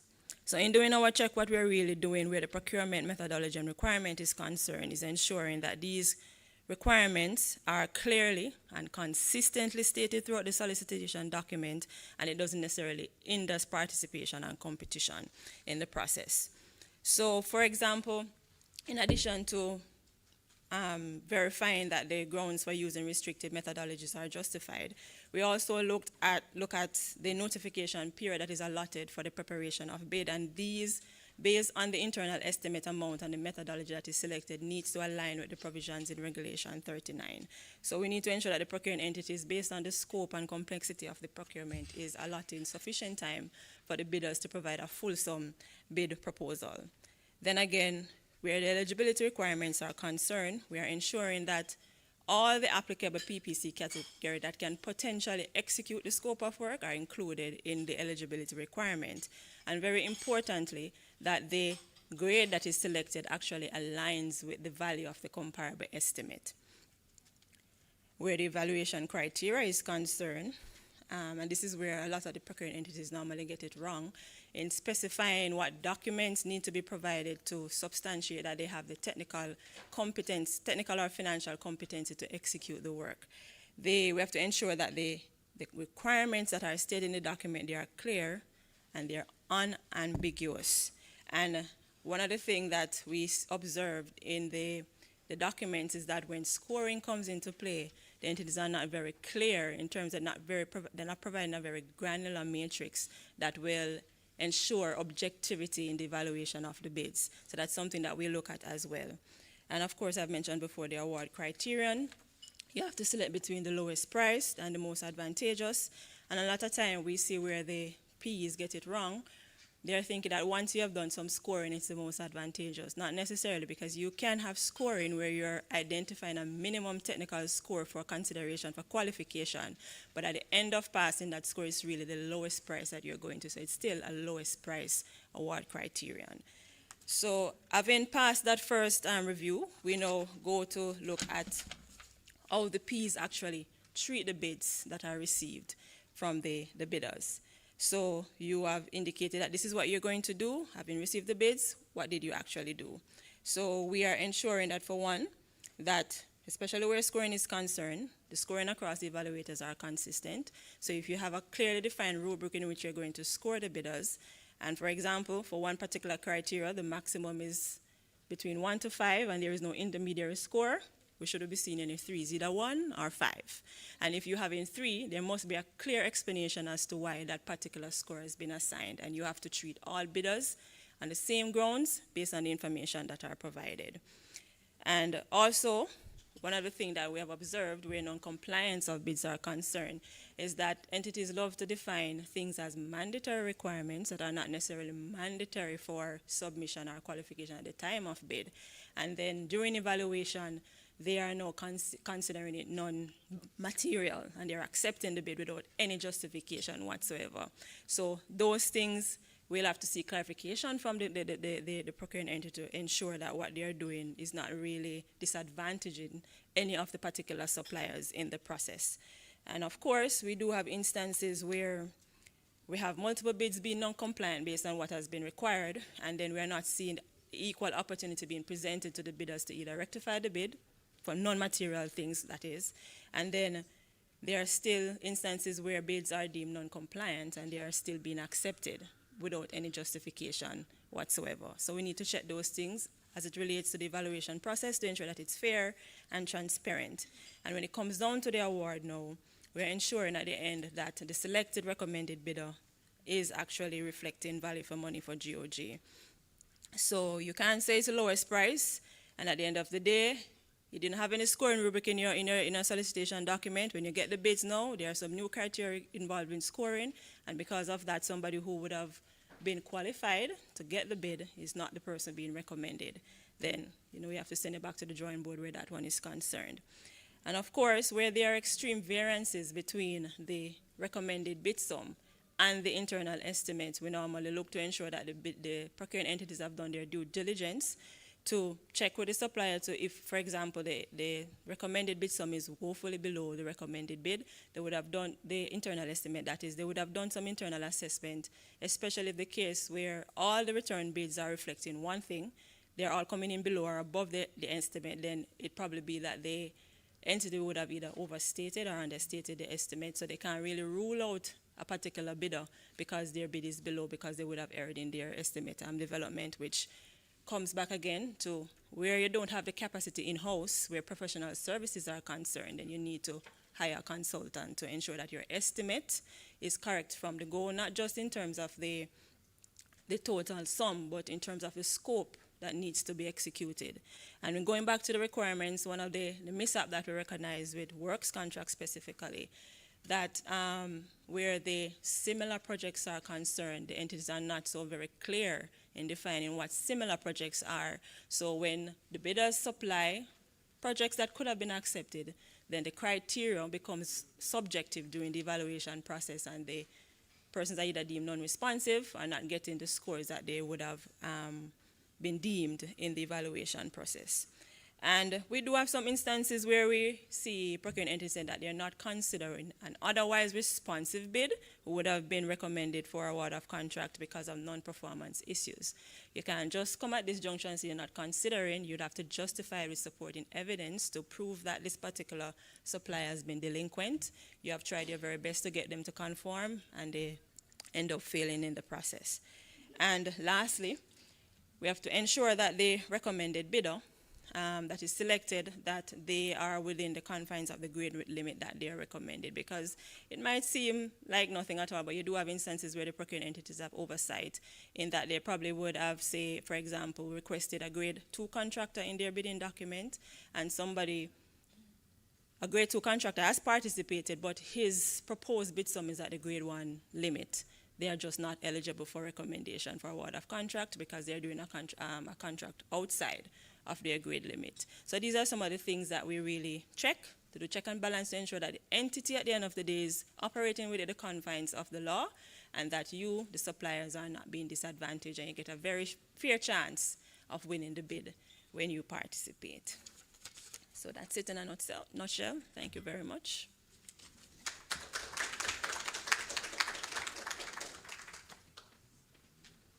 Good morning, everyone. All right, so I am not Todd Robinson. I am Swain Miller Bender, Procurement Director at the National Education Trust. So I'm not sure if everybody here understands what the trust is all about. So we have two arms. First, we are a registered charitable organization. So we always use the word that we cast our net out there to garner resource for the education sector. And the other arm is also that we at NET, we work with the development and the infrastructure for the schools within the Ministry of Education, Skills, Youth, and Information. So that's just a summary of what NET is all about. So now what I really want to look at two things. Since I have the opportunity to engage the contractors in the rebuilding of the schools for the Hurricane Melissa, we recognize that we have over 700 schools that are damaged right now. And this is where we had a meeting with our contractors, grade 1 and 2 especially, to look at the scope. We discussed the scope of those issues that we would have found and some of the requirements and how we can better partner with the contractors to get the school up and running. It's still an ongoing issue that we're still looking at. Some of the contractors are now participating and we're getting responses. But when we look at it, we'll have to look at it from a structural assessment. So we have engaged grade 1 and grade 2 contractors mainly, who would have on their team structural engineers, quantity surveyors, and along with additional QS members. So we look for those things just the same. We ask them on their team to do an assessment with their structural engineer, of course, provide a recommendation to the agency, and then we would move on from that. Of course, we have our chief here who have mentioned the emergency protocol, which we would have also observed. But outside of that now, we want to look at some of the pitfalls that we would have received during the tender process. Some of them would have been, when we send out a solicitation document, there are some minor errors when you look at it. Incomplete bid submission under the same eligibility. A contractor have not submitted their bid security, for one. 2, or they have not submitted even their TCC to show tax compliance. And worst case, if we have not bid with the entity more than a year, so we don't have that information within the organization to say even vetting process. Additionally, we would have requested from the contractors again their team composition. So these are some of the key areas that we look at.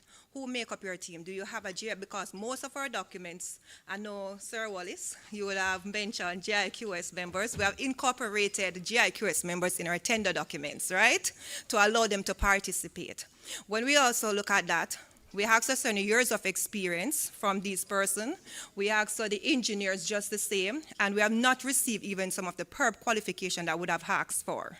We have not even received the receipt just to demonstrate that you would have paid for this, or even the link that you can also use to demonstrate that, look, I am a PERB member even if you don't have the certificate. Some of the time you do list the name, and we do work with that because we'll go to the platform to validate if this person is also a PERB member. But when you go to the platform, you're not seeing those persons, and we have to move on with the tender process. So we do incorporate that. Another aspect that we look at is financial capability of the firm. When we ask for actually line of credit, there's a reason why we ask for that, because sometimes we would have experience where contractors are not able to mobilize and start a project after the procuring entity would have awarded that contracting firm. So we are there, and we have to be having numerous meetings for the contractor to mobilize. And that, you would know, in and of itself, it slows down your procurement process, it slows down the process altogether. So when we ask for financial capability and line of credit from a reputable financial institution, we're asking for that so the entity can also demonstrate to us that they have the capacity financial capabilities to take on a project and carry it out successfully. So those are two key areas. Now what we also look at is to trying to build into our procurement exercise is quality standards. You'd have looked at the head of the PPC would have mentioned earlier about the evaluation. All of our tender documents, especially for the hurricane, we have incorporated the PPC requirements to do the evaluation under them. And also outside of the Melissa recovery, all of our new tender document incorporate those just the same. So if you're bidding with the entity, you will see within the document the PPC requirement. Also, how will we be scoring when it comes to this aspect? So we're looking for quality assurance, and that is a big plus in our document. We are also looking at your reporting requirements again, which is in our contract document. Are you submitting the amount of reports per month that would have asked you for? Are you doing your updated work schedule that would have asked you for? What about your communication, your site plan, your safety plan? All of that, we now ensure that our solicitation document, from we're sending that out, it is embedded in there. So what I've just done is just to tell you my pitfalls and my procuring entity, which is at net, and how better you, the contractors, can prepare your tender document. I would have even gone a bit further to ensure that there's a checklist at the front of my tender document. After my introduction, you see a checklist. So you'd have seen what are the requirements, what you need to submit to participate within the tender process to ensure that we do not have any hold up when we're conducting our evaluation, going back out for clarification, because that is a further delay in our procurement process. So that sums up all of what we're looking at the Hurricane Melissa recovery, and at net and the Ministry of Education by extension, we're still engaging with the contractors, especially grade 1 and 2, because what happened, most of the damages are within that scope. So you still can reach out to the entity to demonstrate your willingness to participate. Would have also have a few of the grade 1, not a few, but majority of the grade 1 contractor would have participated thus far. A few of the grade 2 have participated just far. So the main requirement for the Melissa recovery is that the team need a structural engineer on their team to conduct the exercise, because we are not just building back the schools. We are building stronger, better, resilient school that can withstand these hurricane recovery if they should come again. You understand? So we're looking for that. Where we can get a slab roof, we want to take that on. Where we can change from what was there before and to make it much better, that's where we're moving also. So that is what we're looking to partner with our contractors to ensure that our schools are built better, so we can actually give the children of Jamaica what they deserve. All right? Thank you very much.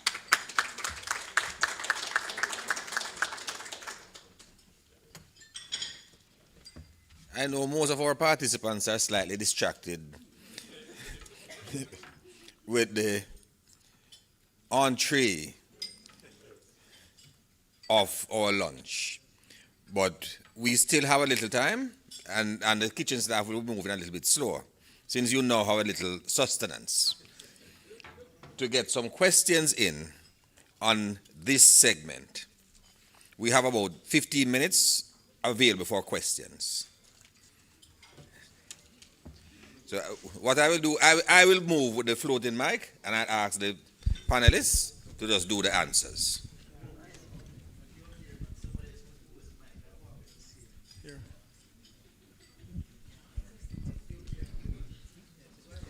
Thank you, Captain. Yes, afternoon again. All right, so I might be here all day. Well, let's make it sweet. So earlier, one second. All right, so earlier, Mrs. Douglas was making mention of this, and from my experience, it's something that I've also picked up on.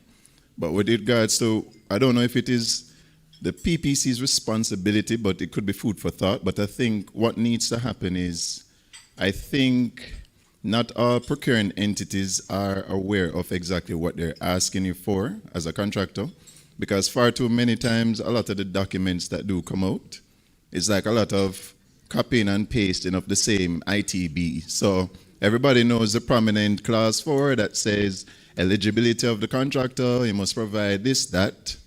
Go to the bidding data sheet, it is silent. But then, in some documents, you might have a checklist that's at the front that says you need to provide this. What do you follow? Because the eligibility listing at the front of the document is just like a guide, but then you're supposed to follow the bidding data sheet that will give you the particulars to know what you really need to submit. And then sometimes when you do submit clarifications, sometimes they don't even know what their own document is even asking you for.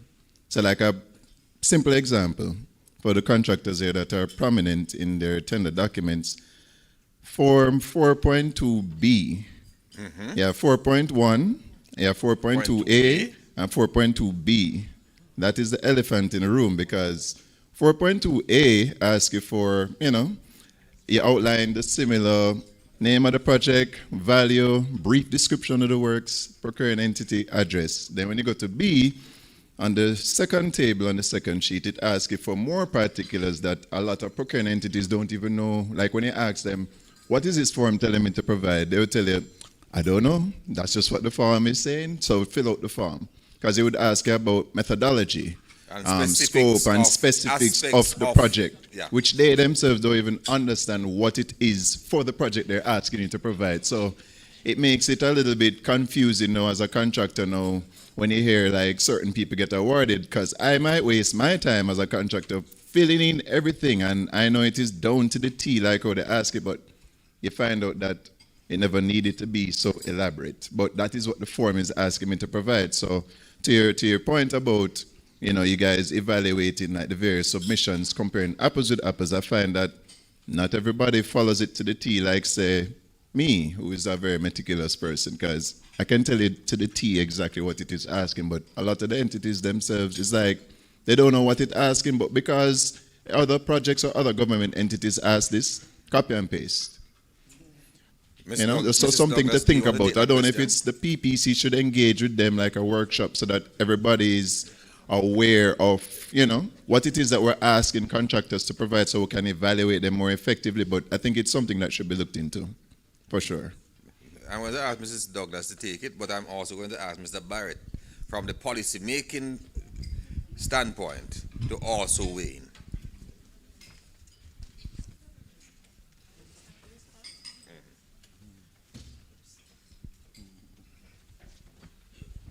So I will agree with you that based on our observation, a lot of the procurement entities don't really have the capacity in defining the requirements or specifications in their document. So in getting them up to that particular capacity, it will be a collaborative effort between us and the OPPP, which has the mandate for training. But we inform the training based on the observation that we are seeing.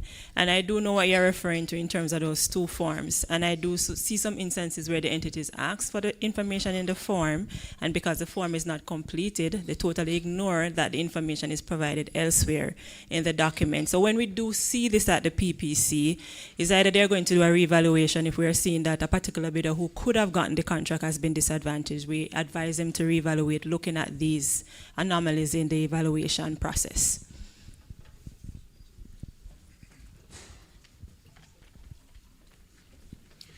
Right, so we will continue to ramp up training of procurement officers, and we are also in the process of looking at our solicitation documents to see how they can be simplified so that we don't have, so it's not so complex, and so it's easier for entities to use them and for suppliers to understand what is being required of them. So that is what we're doing from the Office of Public Procurement Policy. We are now, we've advertised for some additional positions to help us with our training needs. So if you know anybody in training, we have some positions available at the Ministry of Finance to assist. Yes. Right. Oh, just one more thing I wanted to add, just to his point a while ago about the solicitation documents. Just this week, for example, a solicitation document came out. I don't remember the exact name of the bid, but it came out and it's the same thing. You'd read the document. I think it seems kind of rushed, but you'd read the document and you'd say, check the portal for the specs, check the portal for the BQ. But the only document that's uploaded is just that solicitation document only without the BQ. So now I have to say, hey, not seeing the BQ, can you please upload it? Not seeing the specs, please upload it. And then the deadline is like 5 days. So I think that's something to be looked into. But I understand maybe because of the nature of the type of documents, it's something for a quick turnaround time. But I don't know if it is maybe like PPC to engage, like when procuring entities are uploading these things using the platform, they have a checklist to say, I notice you're sending this document vetted, and I realize it says this, but you're not providing me with the document, because when you call you the entity in the number provided, you will now say, oh, but those things were uploaded to the procuring department. I don't know why it's not on the portal. Let me get back to you. Then eventually see it pop up on the portal. Like sometimes that happens. So maybe it's just some direct communication between both parties to ensure that when you guys announce it, like everything is provided from the get-go. So there's no delay to say somebody have to ask for it. Because if I don't ask for it and nobody else asks for it, then it would just, it would just fly by, and then everybody would wonder why this tender never was any successful bidders coming in and such forth. So just advice or just feedback I'm giving as a contractor. Very well stated, and I'll buttress your point. Too often, the solicitation documents come and it is in PDF with forms for you to fill out in an editable version. And that time elapse is not considered in the whole tendering process. So it is something that I think from the regulator standpoint and the policymaker standpoint, in terms of sending out some kind of instruction to the various procuring entities, that these are automatic triggers, be it for an extension of time in the procuring process, or that these must be checked prior to being at the point of being able to upload. So we'll move on to the next question from... Okay. All right. Well, I actually had two, but Mr. Barrett somewhat availed me of the first one. I was going to ask about training for the procuring entities. When Captain made his presentation, he mentioned 128, I think, categories for good suppliers. I guarantee you they are not being used properly. But my main question, it's regarding one small comment that Mrs. Douglas made in her presentation regarding estimates. I want to know about enforcement of adhering or evaluating against those estimates by PPC, because a very tangible example, and anyone here can even log on to GoJep right now and see for themselves. There's a procuring entity that put out a bid sometime last year for the purchase of a generator. About 8 to 11 suppliers responded. The supplier that was awarded that competition, they were more than 20% below that entity's estimate. And there are many other scenarios like that, sometimes 20% above, 18% above, or in the other direction. Where does the PPC fall in terms of getting those submissions for approval and any recourse? Because another challenge I had with that particular opportunity, the standstill period for this opportunity that was estimated by the procuring entity to cost on average 65 million, the standstill period was 3 days. So by the time I even see that email to say, hey, what's going on there? They released the results on a Friday, 3 days done, gone out by Tuesday. I can't say nothing. How'd that go?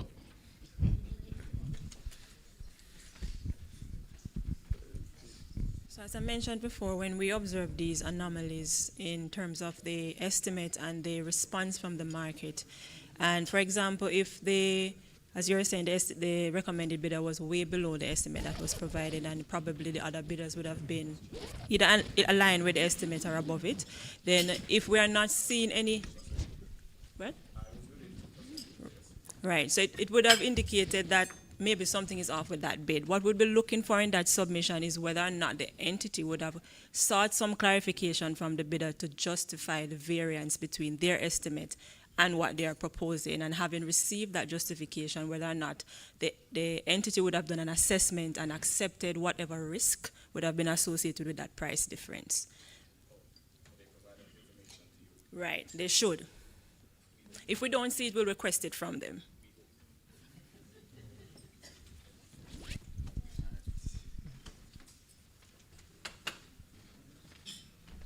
Mr. Burrows had a question. Yes, I just want to know what are the powers of the PCC Act as against the PPC Act as against government regulations, because I find that in some of the government entities, and I speak now with direction to the National Education Trust, there has been a skirting of the PCC, and what tends to happen is that they do a sort of cluster bidding or cluster awarding, and individuals are used to get the job.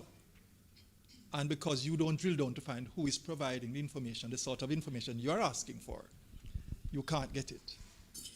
My suggestion is, and you noticed how my good quantity surveyor told you, and you realize that he studies your work. That's the training we get as quantity surveyors. I am going to suggest, just like how you employ other professionals as lead professionals, you have the quantity surveyor at your side. Because the minister said transparency, cost, and quality. Quantity surveyors very often can't speak directly to you because you are speaking through third parties.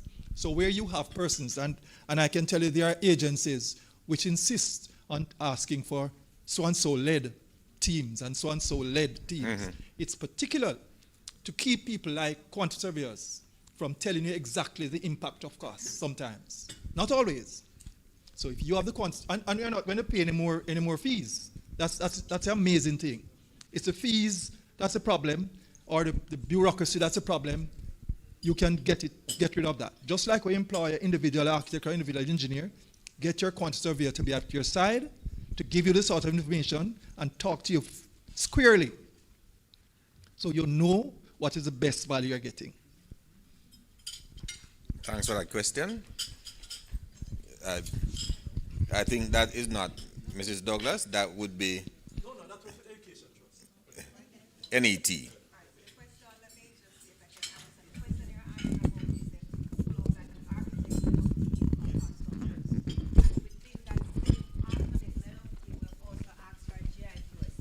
The GIQS is not participating through the architect-led team? How do you guarantee that the person doing the work is a GIQS person? Because we had asked for their certification to say that they are a GIQS member, and we also have to vet them.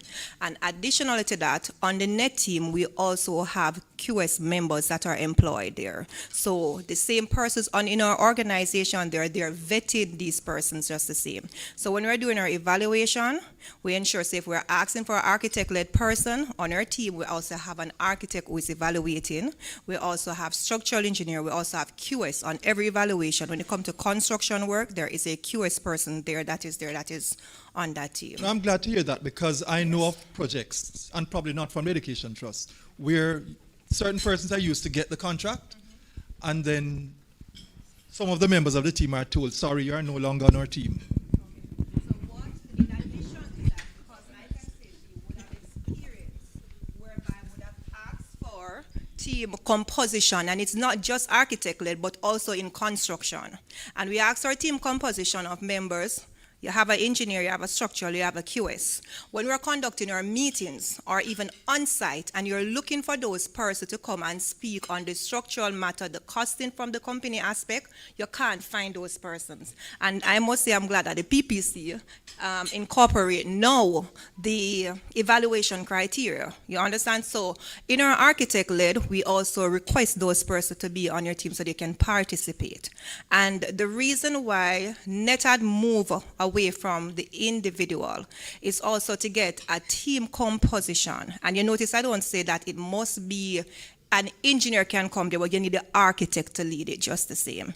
You the QS, but your lead person on your team must be the architect, but you can still put the proposal together, having an architect to lead it just the same. So you still have the opportunity, instead of asking just an architect firm, because minimal architecture firms were bidding at the time. We were only getting few members, so we didn't have any competition, if you understand. So when you send an architect-led team, you the same one can put together a team, but the person's responsibility for leading out that will speak to and engage, it must be the architect.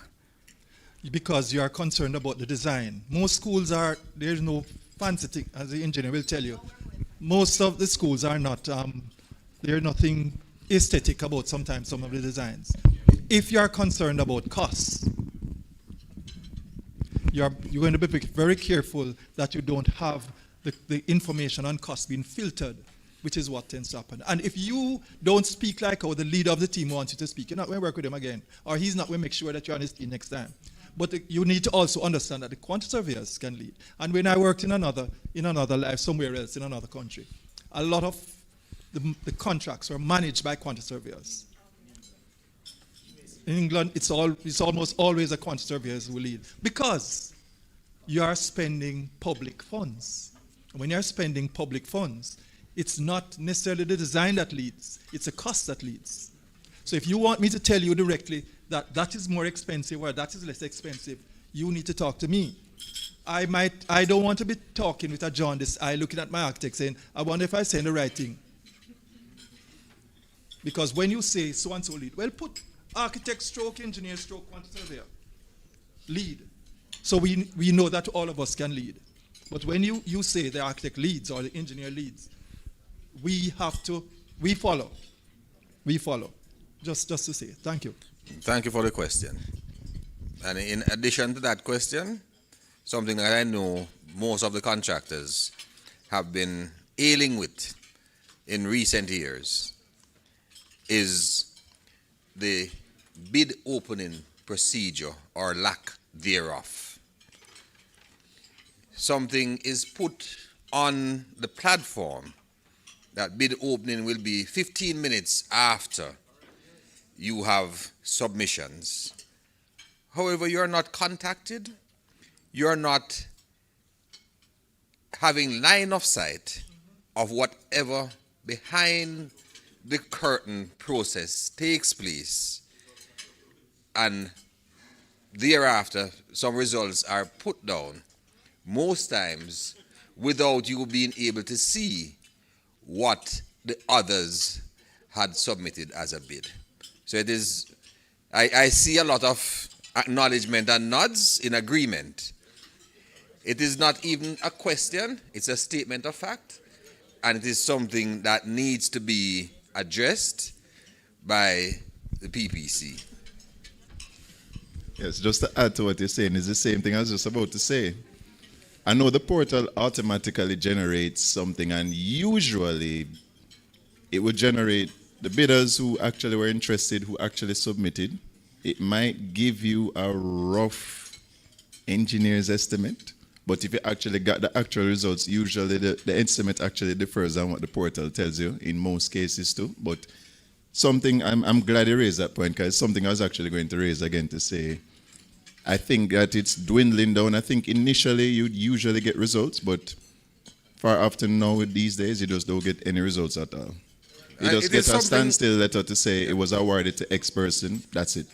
It is something that helps us in the competition, so we know where we are off, how much we are off by, how much we need to sharpen our pencils to be what is at market currently. But by not being availed of that information, it doesn't assist the overall process, nor the transparency. I should be acting more like a moderator, not a questioner.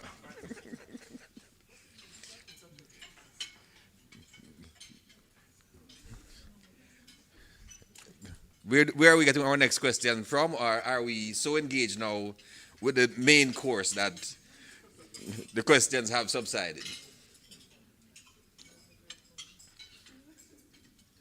Well, I'd like to thank you on behalf of the panel very much for being with us, even through this period where you are being entertained culinary and not verbally and mentally as should be part of the session. Thank you very much.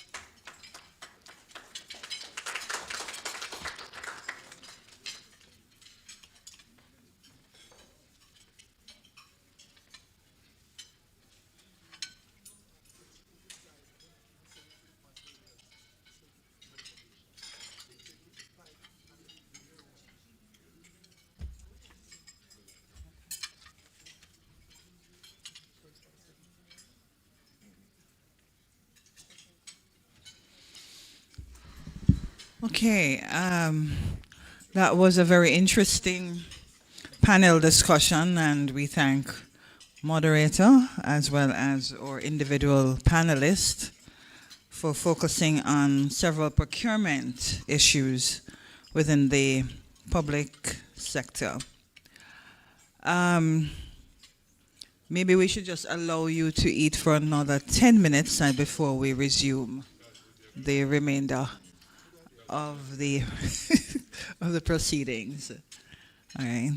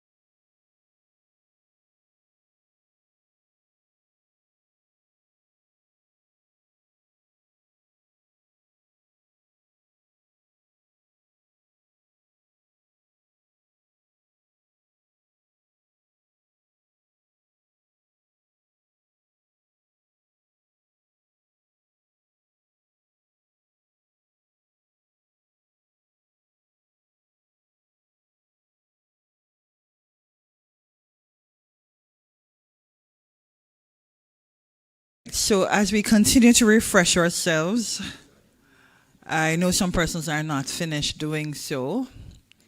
Remember, we had rescheduled Mr. Mullings's address from the earlier part, the opening ceremony, so we will hear from Mr. Richard Mullings, the president of the Incorporated Master Builders Association of Jamaica.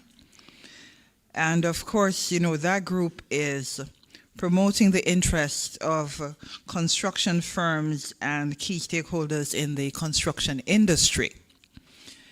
Mr. Mullings is a registered professional civil engineer, and he has been in the business for over 20 years. He's also the managing director of M&M Jamaica Limited, which is a civil engineering entity. He's one of Jamaica's, well, it's one of Jamaica's respected companies. So without further ado, we will now welcome Mr. Mullings to the podium. Give him a round of applause, please.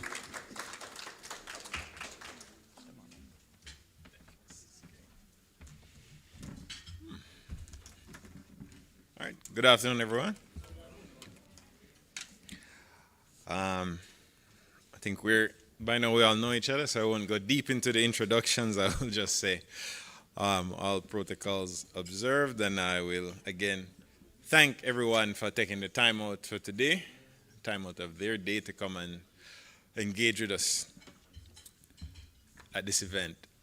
And of course, a big thank you to the teams from the PPC, a team from the Master Builder Secretariat for putting it all together so we could try and inform ourselves and adjust how we operate and hopefully improve how the industry itself is operating.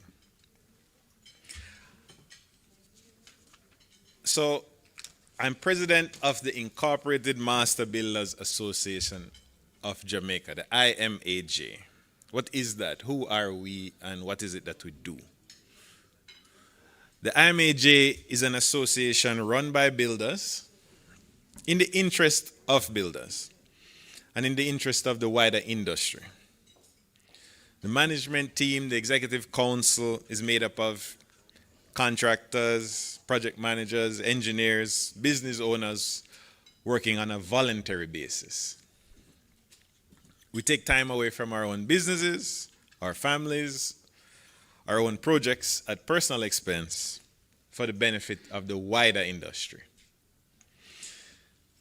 At the Secretariat, we have paid staff, and they work tirelessly to help put together events and to help us manage various responsibilities, help us manage our team and our output of documents such as our cost data manual, which is on sale. Ms. Scott? Which is other literature that we make available to the industry. But what is it that we really do? First and foremost, we lobby for the interest of contractors. We're the voice of the industry in rooms and at the table where decisions are being made, decisions that affect businesses, our contracting businesses, decisions that affect the future of the country in terms of development. For example, we have representatives appointed to the Public Procurement Commission, past President Raymond Cooper. For example, I think as Executive Director for the PPC has mentioned, and Captain mentioned, we have been in the room having the discussion about how do we adjust the operation of the industry for the benefit of us as private participants and the public side. So the public in general will benefit from what we do. But we also represent contractors in difficult situations when they're facing challenges, whether it's payment disputes, regulatory issues, generalized unfair treatment. We stand with contractors. In recent times, you may recall, our association represented members having issues being paid on the Southern Coastal Highway. And perhaps most importantly, we're committed to raising the standard of local output. We want Jamaican contractors to compete globally. We work with various partners, sponsors on training events, seminars, information sharing events such as this, plus webinars, technical workshops, trying to input knowledge, trying to inform, trying to raise the standard of operation. In November of last year, we put on our annual seminar, which was well received, on the topic of understanding contract documents. But why? Why do we do it? Contractors don't have time to spare on a good day. So what's our motivation? Of course, primarily it's business. Business for me, business for my members. We have to protect and encourage our personal business interests. That's fundamental. It's not a charity. We represent private companies and they have to earn a profit to survive.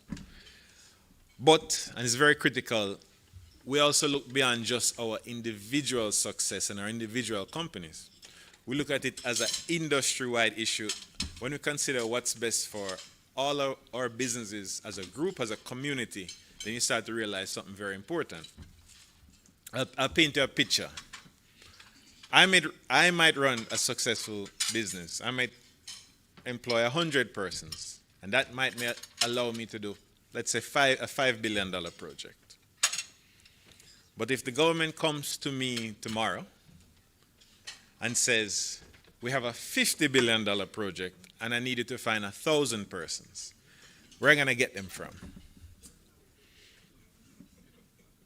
Right? The honest answer is, I can't do well. I'm limited by the health of the other participants in this industry. And therefore, it serves me and it serves my fellow contractors to raise the level of the industry.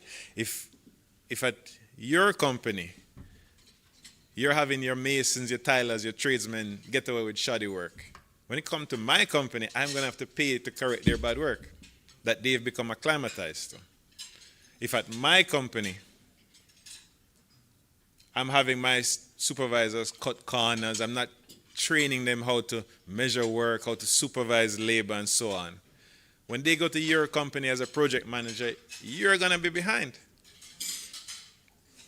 So, yes, we're competitors. Contractors is a very competitive industry. But our success, our performance is interlinked. And at the same time, local contractors must recognize that the volume of work that we see going to foreign firms means that it doesn't make sense to channel all our energies into fighting each other. We have to devote a significant portion to growing as a local industry, being stronger together. Right? So raising that standard is critical to our future survival. We have to highlight local success. We have to push back against negative narratives. I can't accept, and we shouldn't accept, that Jamaican contractors are depicted as only deficient and corrupt. I can't accept, and I won't accept, the falsehood that Jamaica can only be saved by foreign firms who fly in on duty waivers and get special access. So how do we change, how do we strengthen our industry? What does the IMAJ even lobby for? What is it that we want? So if we look at other countries, they have policies that are set up to support local industry. Many countries have payment protection policies. I was actually very, very piqued to hear the input from Jovel that we actually have that on the books. It makes sense, but never heard anybody in the government mention it once. First time in my 20 plus years.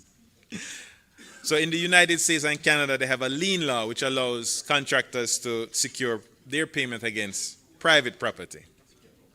Australia and New Zealand have something similar. It's called security of payment or charging orders.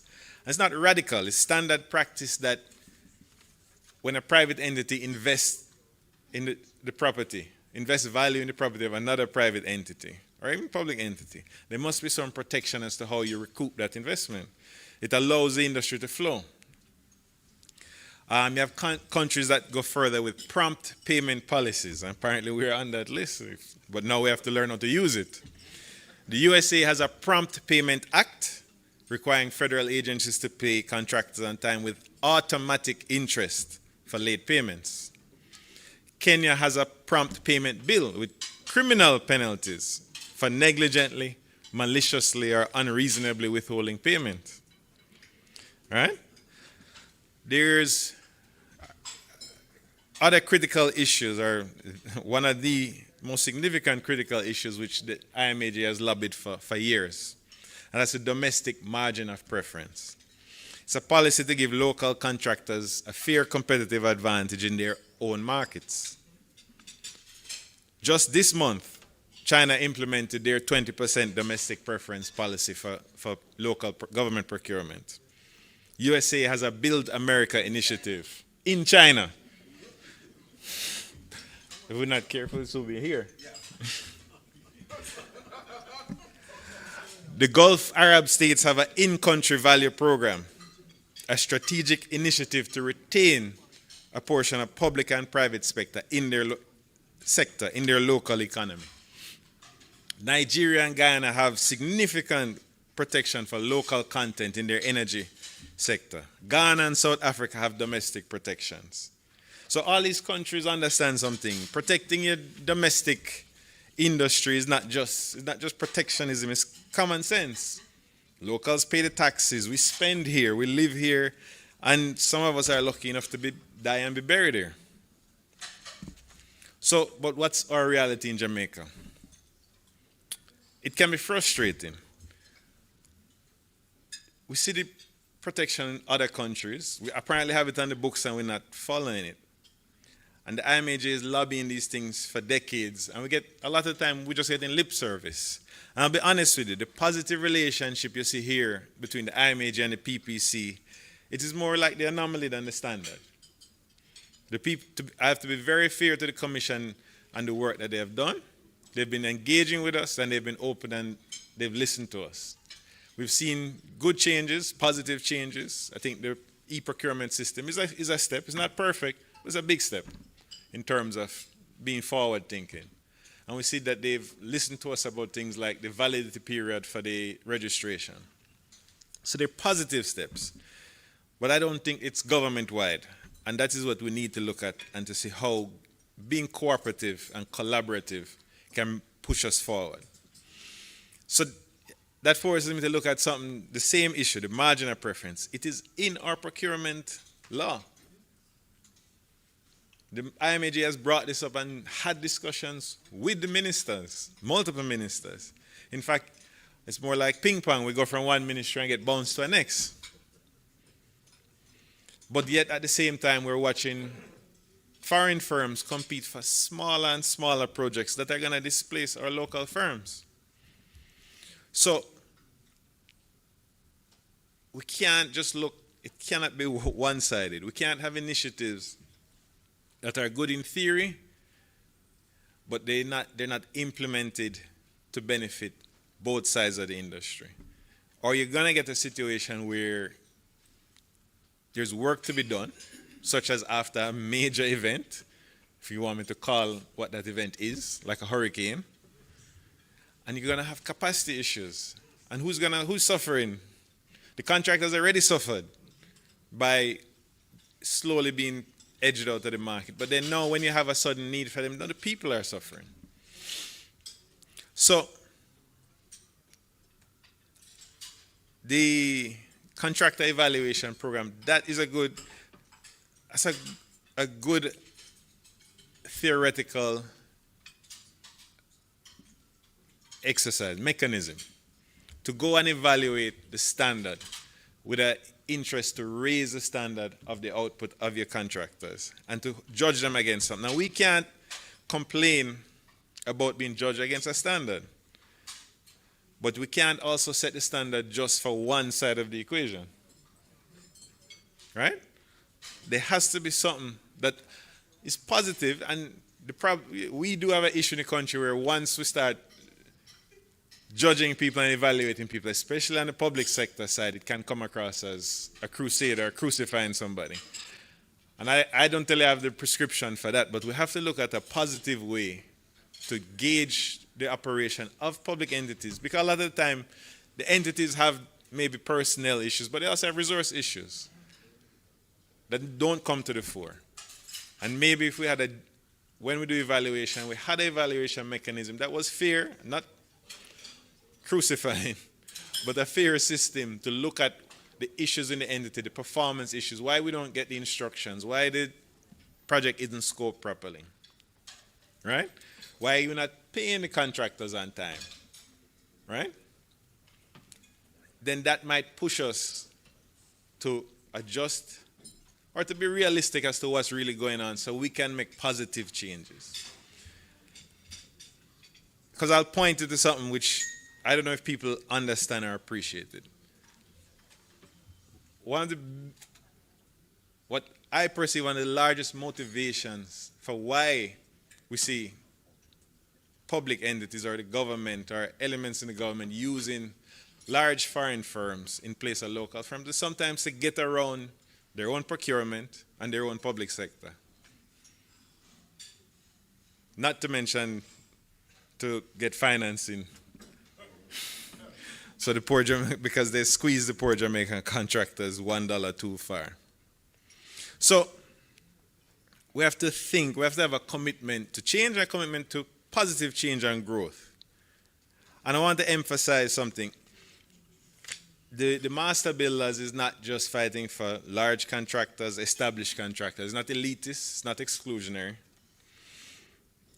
We want to invest in small firms, growing firms. We want to bring in new firms that represent the future of the industry.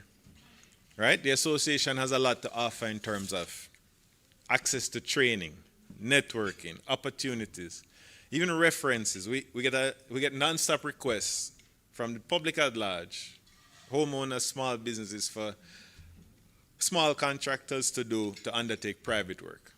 Right? So we're open and we're inviting contractors who are not already members to consider and inquire about membership in the Incorporated Master Builders. So, in closing, I'm trying to make it clear. We at the association represent contractors, but we need partners, not adversaries. We need procurement processes that promote participation. We need payment protection. We need to recognize that the financial strain of our members operating in this environment. We need evaluation systems that hold all parties accountable, not just one side. Most importantly, we need recognition that a strong local construction industry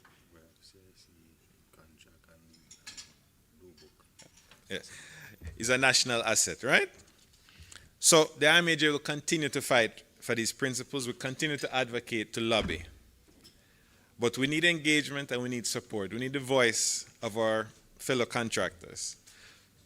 So together we're not just going to build buildings. We're building an industry and a country, right? Something that we can all be proud of.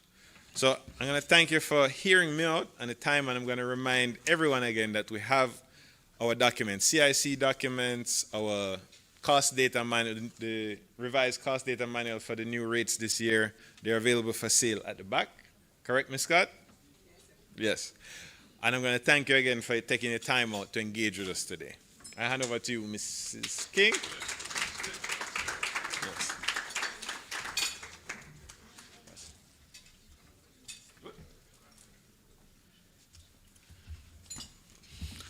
Thank you, Mr. Mullings. Mr. Mullings just bowling some tough balls there now. But it's time for reassessment and reimagining partnerships. So, all in the mix. All right?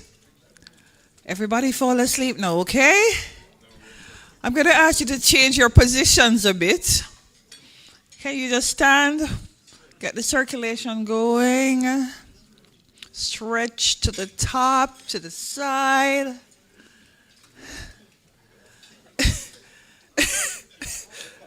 I'm not going to ask you to touch the toes because that might be a problem, but just get them free up a bit. All right. Okay, so remain standing a bit. As I'm jumping down to the procurement vibes part of it and the trivia part. So we have been sitting, and this is not open to PPC personally. You cannot answer these questions. All right? So you can win a prize. So if you're affiliated with the PPC, you are not eligible to answer.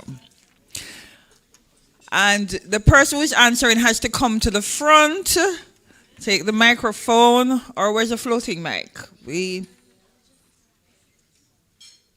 Or use the floating mic. But you can't, please don't shout. No, this was not said here today, but I don't know if you've been following PPC. We are celebrating 5th anniversary. Can somebody tell me the month and year in which our anniversary church service was held?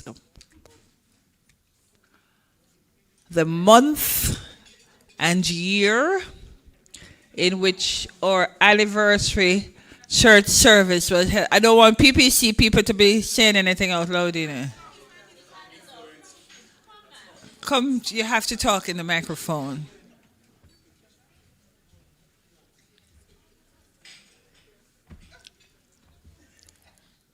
Good afternoon, everyone. July 2025. Is he correct? Yes. Yes, he is. Give him a round of applause. Thank you, thank you. Is chairman here?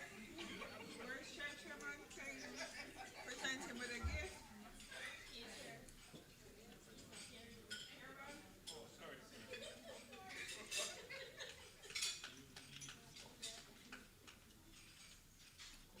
Chairman? Yes, sir. You're the winner. Congratulations, sir. Can you tell us what? On behalf of the PPC.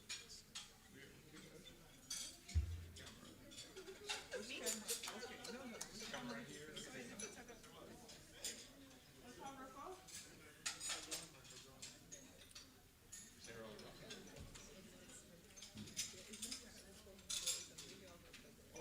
So can you rewind?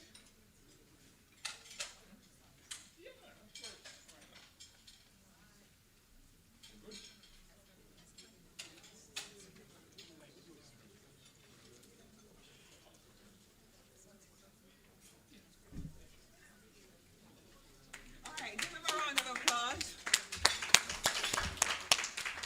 Which entity are you from? Forgot it. Pardon? Okay. All right, thank you. No, this question is from the IMAJ, or partner organization.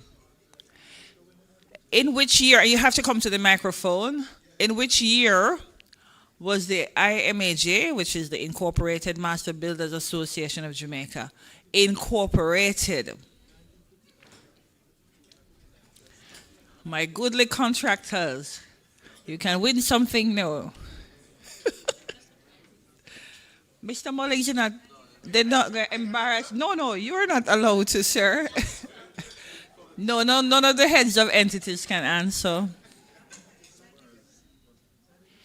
You have to come to the microphone. Don't shout it out, somebody might hear. You have to come here.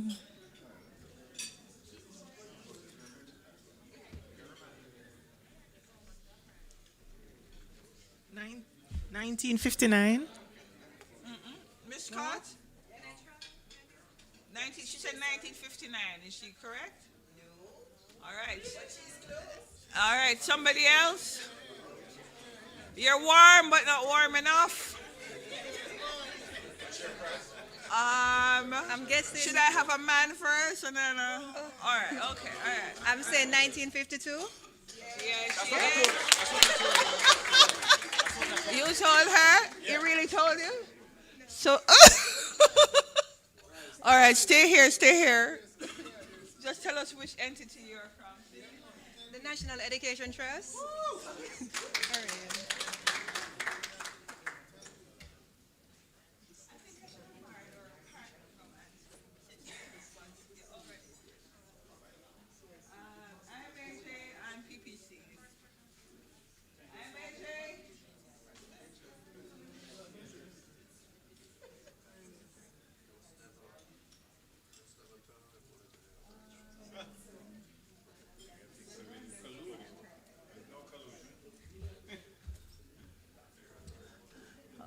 congratulations. You are Ms. Bender? Okay. So you will be speaking with us now, or no, the other counterpart? Okay. So by now you should have known that our support system is partially from the National Education Trust. And at this time, I will invite Mr. Todd Robinson, the Acting Director of Infrastructure Management at the National Education Trust, to speak with us. Give him some love.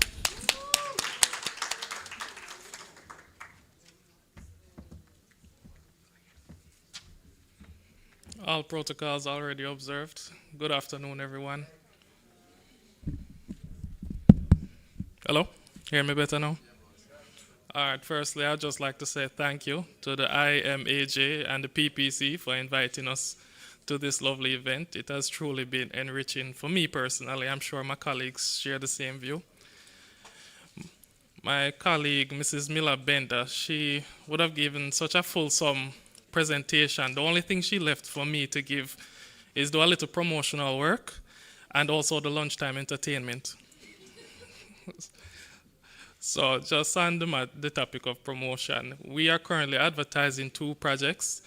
That is the Cedric Titus Auto Mechanic Lab construction project. It's an initiative to bolster the technical capacity, particularly in the area of Trelawney. Our other project currently being advertised is the Orca Bessa Primary Design and Build project.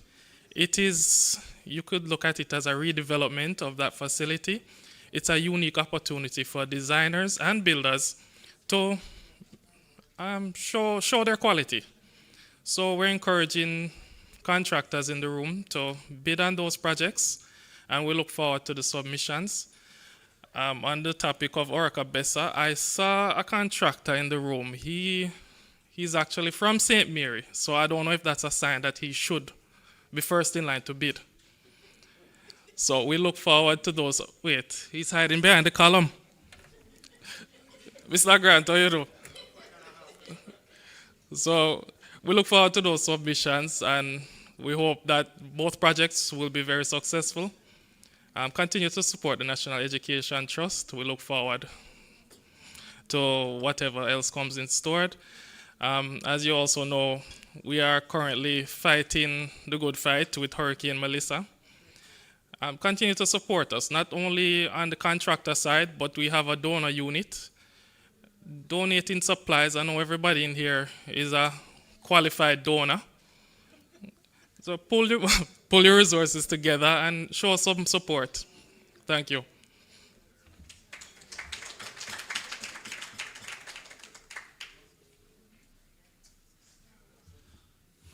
Okay.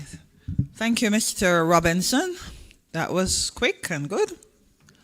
All right, so we're winding down. I know you may be restless. You're busy people. So we have the last of our sessions we're going into now, which is termed the Works Procurement and Contractor Evaluation. And this session will be moderated by Mr. Raymond Cooper. We call him Commissioner Cooper. Mr. Cooper is one of the PPC Board of Commissioners. Is also a past president and life member of the Incorporated Master Builders Association of Jamaica. Mr. Cooper is also managing director of Coopers and Associates Limited, which is a construction entity. Could you give Mr. Cooper a round of applause, and he will take over this session now. Thank you. Good afternoon. And as they say, all protocols have been observed. So for this session, we're looking at works procurement and contractor evaluation. 2 very pertinent matters that we need to, for this session, for today's presentations.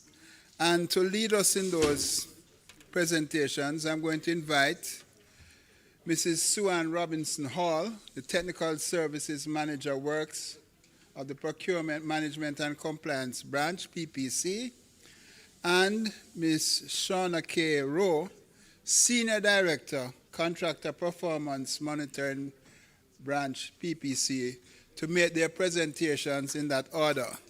Ladies, you each have approximately 5 minutes so that thereafter we can have a robust question and answer session.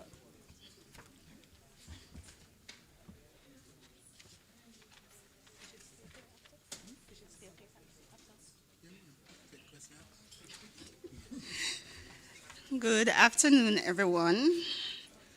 All protocols observed. So yes, I am Mrs. Suan Robinson Hall. I am the Technical Services Manager in the Procurement Management and Compliance Branch at the PPC. And as Mr. Cooper had said, I'll be giving a brief overview of the works procurement standard that we are currently in the process of developing at the PPC. So what this is, it's really a guidance document to procuring entities, and it provides the procurement practitioners with a practical and compliant framework when executing the procurement of works. So the aim is really to improve the quality of procurement submissions, ensuring transparency and compliance in executing the works procurement, from defining the procurements up to contract award. So the collaborators in this development, we had some technical experts, including members from the IMAJ, as well as quantity surveyors and professional engineers. And Mr. Cooper would have been a part of that body who helped us in developing this standard. And we also collaborate with the Office of Public Procurement Policy, who reviews and provide the necessary guidance to ensure that everything is in compliance with the established legislations. So this standard didn't just come out of nowhere. As my lovely senior director would have highlighted, some of the issues that we have found when reviewing works procurements, namely underdeveloped scope, ambiguous evaluation requirements, improper use of procurement methodologies, inaccurate cost estimates, and poor contract management. So the intention of this document is really to try as best as possible to reduce these occurrences in order to have a more efficient process and better procurement outcomes. So the components of the standard, as I had indicated earlier, it starts from defining the requirements up to contract award, and from that the standard is split into 2 sections, namely defining the requirements, which outlines the clear and adequate requirements to, and preparation, clear outlines the requirements to prepare your bids, as well as defining evaluation criteria clearly, and as well as guidance as to how to prepare the draft contract to state the terms and conditions. And the other section, which is section 2, speaks to bid evaluation. It ensures that the entities actually evaluate based on what was issued in their documents, and also how to treat with certain instances to whether deem a bidder non-responsive or disqualification. There's also a commentary section to provide additional guidance, explanation, and examples of how to treat with certain matters. So the key areas covered in the standard include scope and specification, cost estimates, bill of quantities, PPC registration, professional and technical qualification and competence, financial and managerial capability, mandatory requirements, scoring matrix, defining the award criterion, and the draft contract terms and conditions.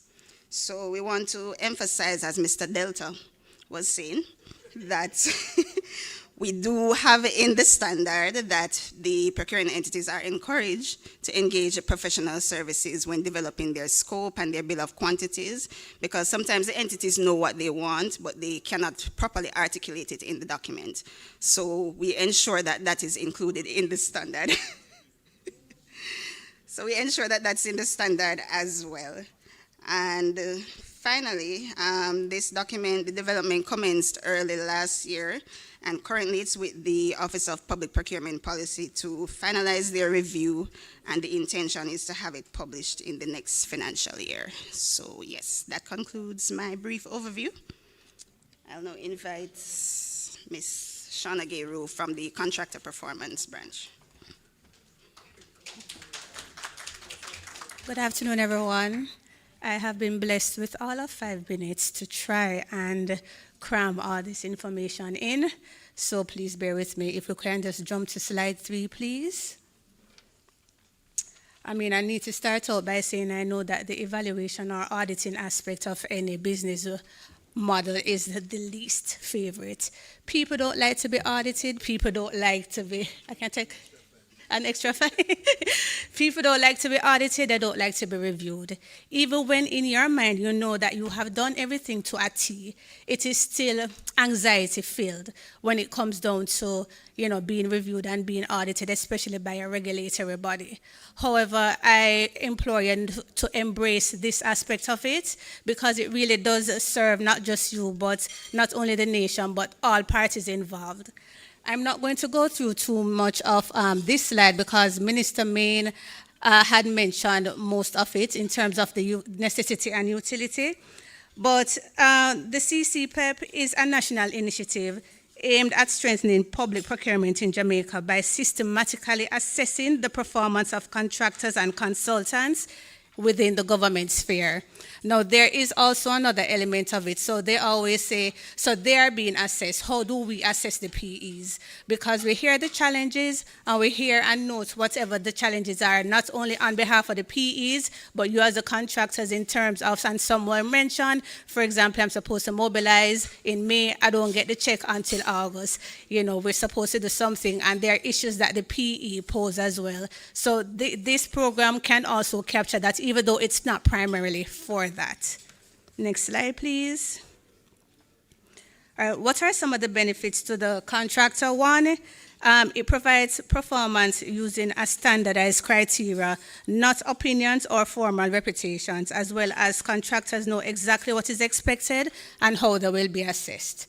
So coming from this, as the professional from NET had mentioned, when you are now doing the CPEP, you have a matrix that is built out, which I will show you later. So there is no ambiguity as to not only what will be measured, but how it will be measured. Number 2, it provides feedback for improved performance. Number 3, it's enhanced reputation and credibility. At some point in time, we want the CPEP certificate, meaning the score that you as a contractor have to be included even as a part of your bid. So even when you see a solicitation, a PE may even say at some point, when you have a score of 80% or 85%, please include it as a part of your bid in terms of wanting this contract, because we know right now we have letters of recommendation, so this program can actually be used to substitute or even amend with that. 4, it reduces disputes and uncertainty. As I said, the matrix is really your deliverable page. So in the contract, when you have a deliverable page, meaning this contract must be executed within 30 days, 120 days, or it should not be above a cost of $1 million. That is how the matrix is built under the criteria that has been set out. As I said, I will show you later on, but there's nobody will have to question not only why they get the score that they get, but how they get the score that they get, because there needs to be some type of empirical data, meaning literature, to support that, which of course I'll show an example later. And number 5, it does create stronger industry standards because it encourages professionalism and continuous improvement. Next slide, please. All right, let us just correct some narrative around the program. It is not punitive and there's no automatic blacklisting. I know that whenever we mention evaluation and sanctions and what happens if you get a low score, a lot of people get nervous, understandably, about that. But poor performance triggers review and improvement as opposed to exclusion. So therefore, even let us just say as a contractor, you have not done so well in one particular project, in one particular area, a review is done, and the notes in terms of improving is then given to you. And you will have other opportunities to then increase your score, because with every report that is done or with every evaluation that is done, it gives an aggregate score. So therefore, even if you do 10 evaluations and probably 2 are not so good, as long as you keep, or as long as the procuring entity has you as a supplier to now score you, you have the opportunity to then go again and be a part of whatever program it is. So we don't hold you in that low score. So you're not bound or excluded because you did not do so well on one project. Due process applies. So when you are scored, the system that I will show you next, you will have to upload the necessary details and documentation to justify your score. So as I said before, it's not friend and company, it's fair, and there needs to be more input as well from both your ends, PEs and contractors, with regards to the administrative elements of project management. So therefore, you have to ensure that you have all your invoices, you keep your receipts, you keep your correspondences, your emails, and so forth, because those are what we use to justify the scores that are given. As well as I said, it provides a mechanism for measuring procuring entities. So even though the program is not primarily for that, it is for monitoring and evaluating the contractors and consultants, there is an element of it which the procuring entities as well can be assessed. Next slide, please. All right, so we are familiar with GoJep and the other platforms. CPEP is hosted on the DVBI platform. So persons who have already been onboarded on it will be familiar with the utilization of it, but this is just the front-facing aspect of it. And as well, as I said, embrace it, because really, we are really moving into a space where this will probably be an annex or an addendum in terms of how procurement, or how we treat with procurement going forward. Next slide, please. All right, I can move with this. For example, and to the contractors, I think that this will be of keen interest to you all. So it is graded under 5, especially for works, 5 areas: quality, safety, cost control, what else again? Execution and administration. This is just an example of one element. For example, we are now doing administration. So based on your deliverables page, the PE will pick out what the deliverables are and place them under one of the 5 headings.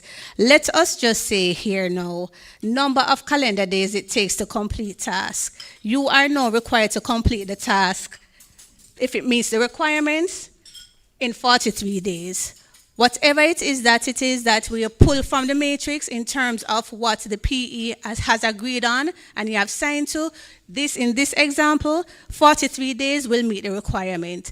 And that is how it is scored. So therefore, the matrix that is taken from your deliverables page is what is placed here. So in terms of, as I said, upload, when you are now uploading to say that, yes, this person in fact made it to 43 days, this upload could be probably a closeout report. It could be an email from the project manager or the QS or somebody to the contractor to say that, okay, you have met the requirements, the 43 days, that is good, and that is how we can now adjust and address that this is in fact, met in terms of requirements. Next slide, please. All right, especially if you have not done well. So let us just say the PE has scored you 1 out of 10 for an unsatisfactory. Additional expenditure incurred as a result or action of the contractor. So you are now being blamed because you have gone over probably, as you see here, unsatisfactory, 30% of the original cost. However, in this case, what has happened is an addendum was done, which brought up the price and brought up as well as the time. But because maybe the PE forgot about this, they only assessed you based on the original contract, which of course means that it is higher. So it is on, the onus is now on you to ensure that you have the necessary paperwork to support you not getting this grade. Because as I said, the procuring entity can be assessed in this way because there you can refute a score, but it is important for you to have the necessary details and documentation to do so. So you don't have to accept this one, especially if you have documentation and details that say otherwise.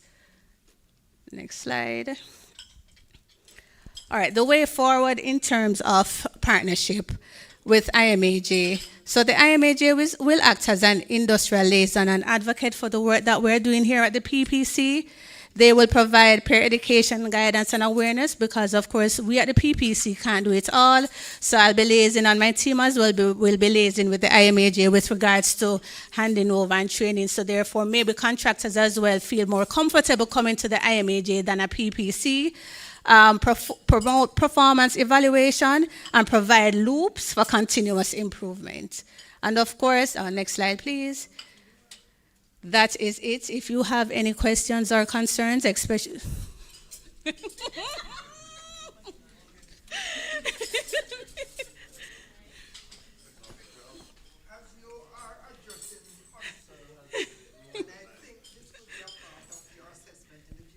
Right. I have a problem as it relates to health and wellness and projects. How it is handled, it is not being addressed by the government, the union, or any other body. I wanted to know if you know PPC could be a part of that body. What aspect of health, what is it? Health and wellness, wearing safety gears, adhering to the safety rules, and manage. Right. This other part about when a foreign contractor gets a project, win a contract, who monitors the subcontractors, like the electrical, the mechanical, and other related work that is covered under that contract? Well, for CPEP, right. Based on the fact that there's no monitoring. Right, and especially with regards to monitoring of subcontractors, so CPEP right now only monitors the primary contractor, right, the procuring entity. So therefore the subcontractors are not necessarily monitored. So even their performance, if not done well, as I said, you can speak to it in the matrix as well as when you're doing your rebuttal, because really and truly you are the ones interfacing with mostly the subcontractors. So if there's an issue with regards to anything, you can use the platform to also, right, we hold a major contractor, but if there's an issue, you can also utilize the platform to highlight that issue. Understood. All right, any more questions?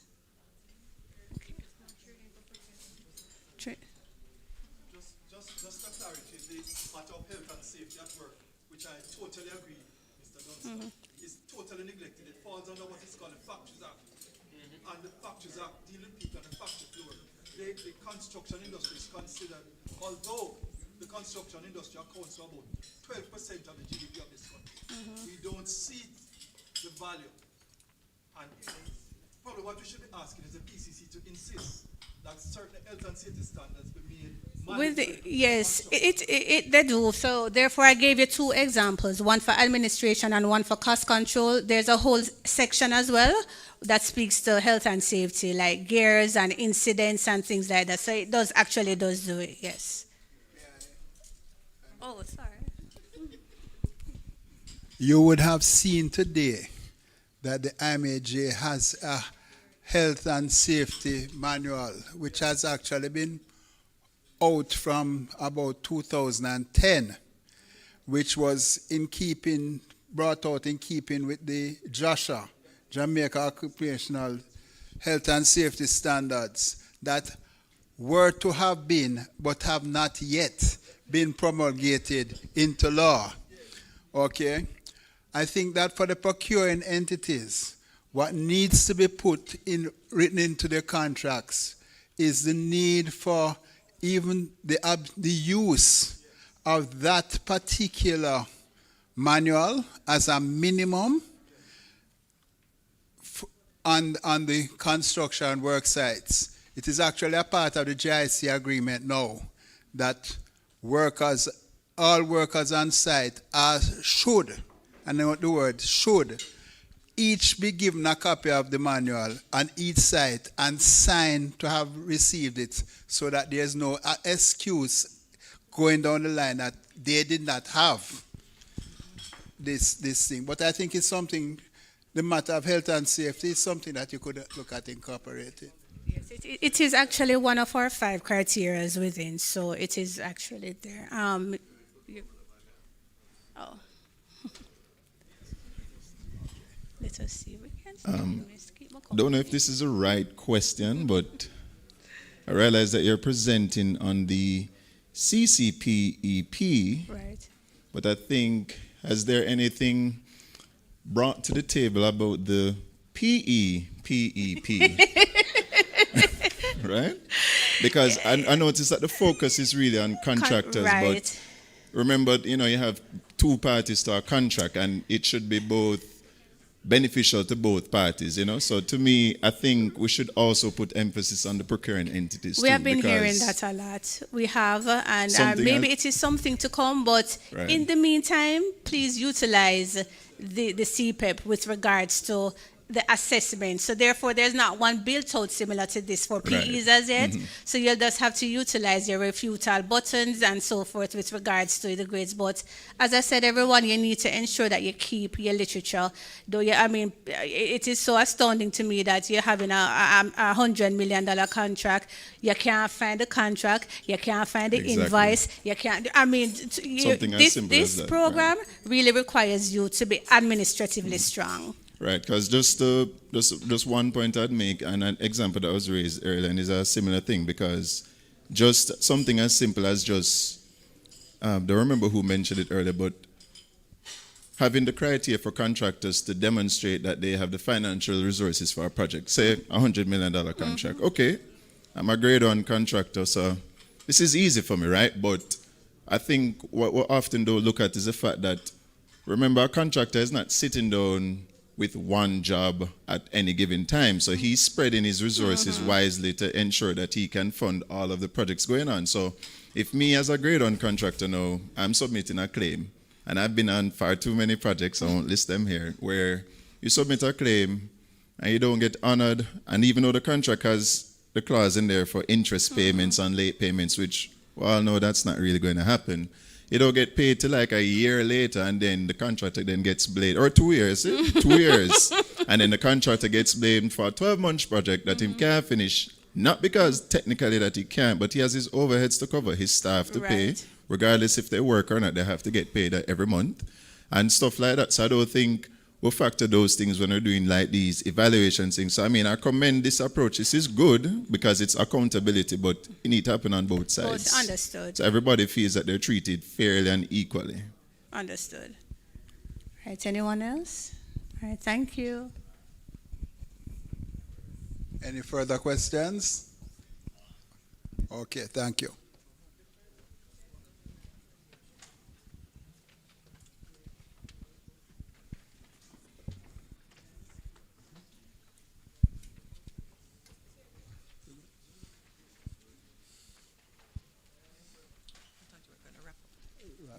The whole session?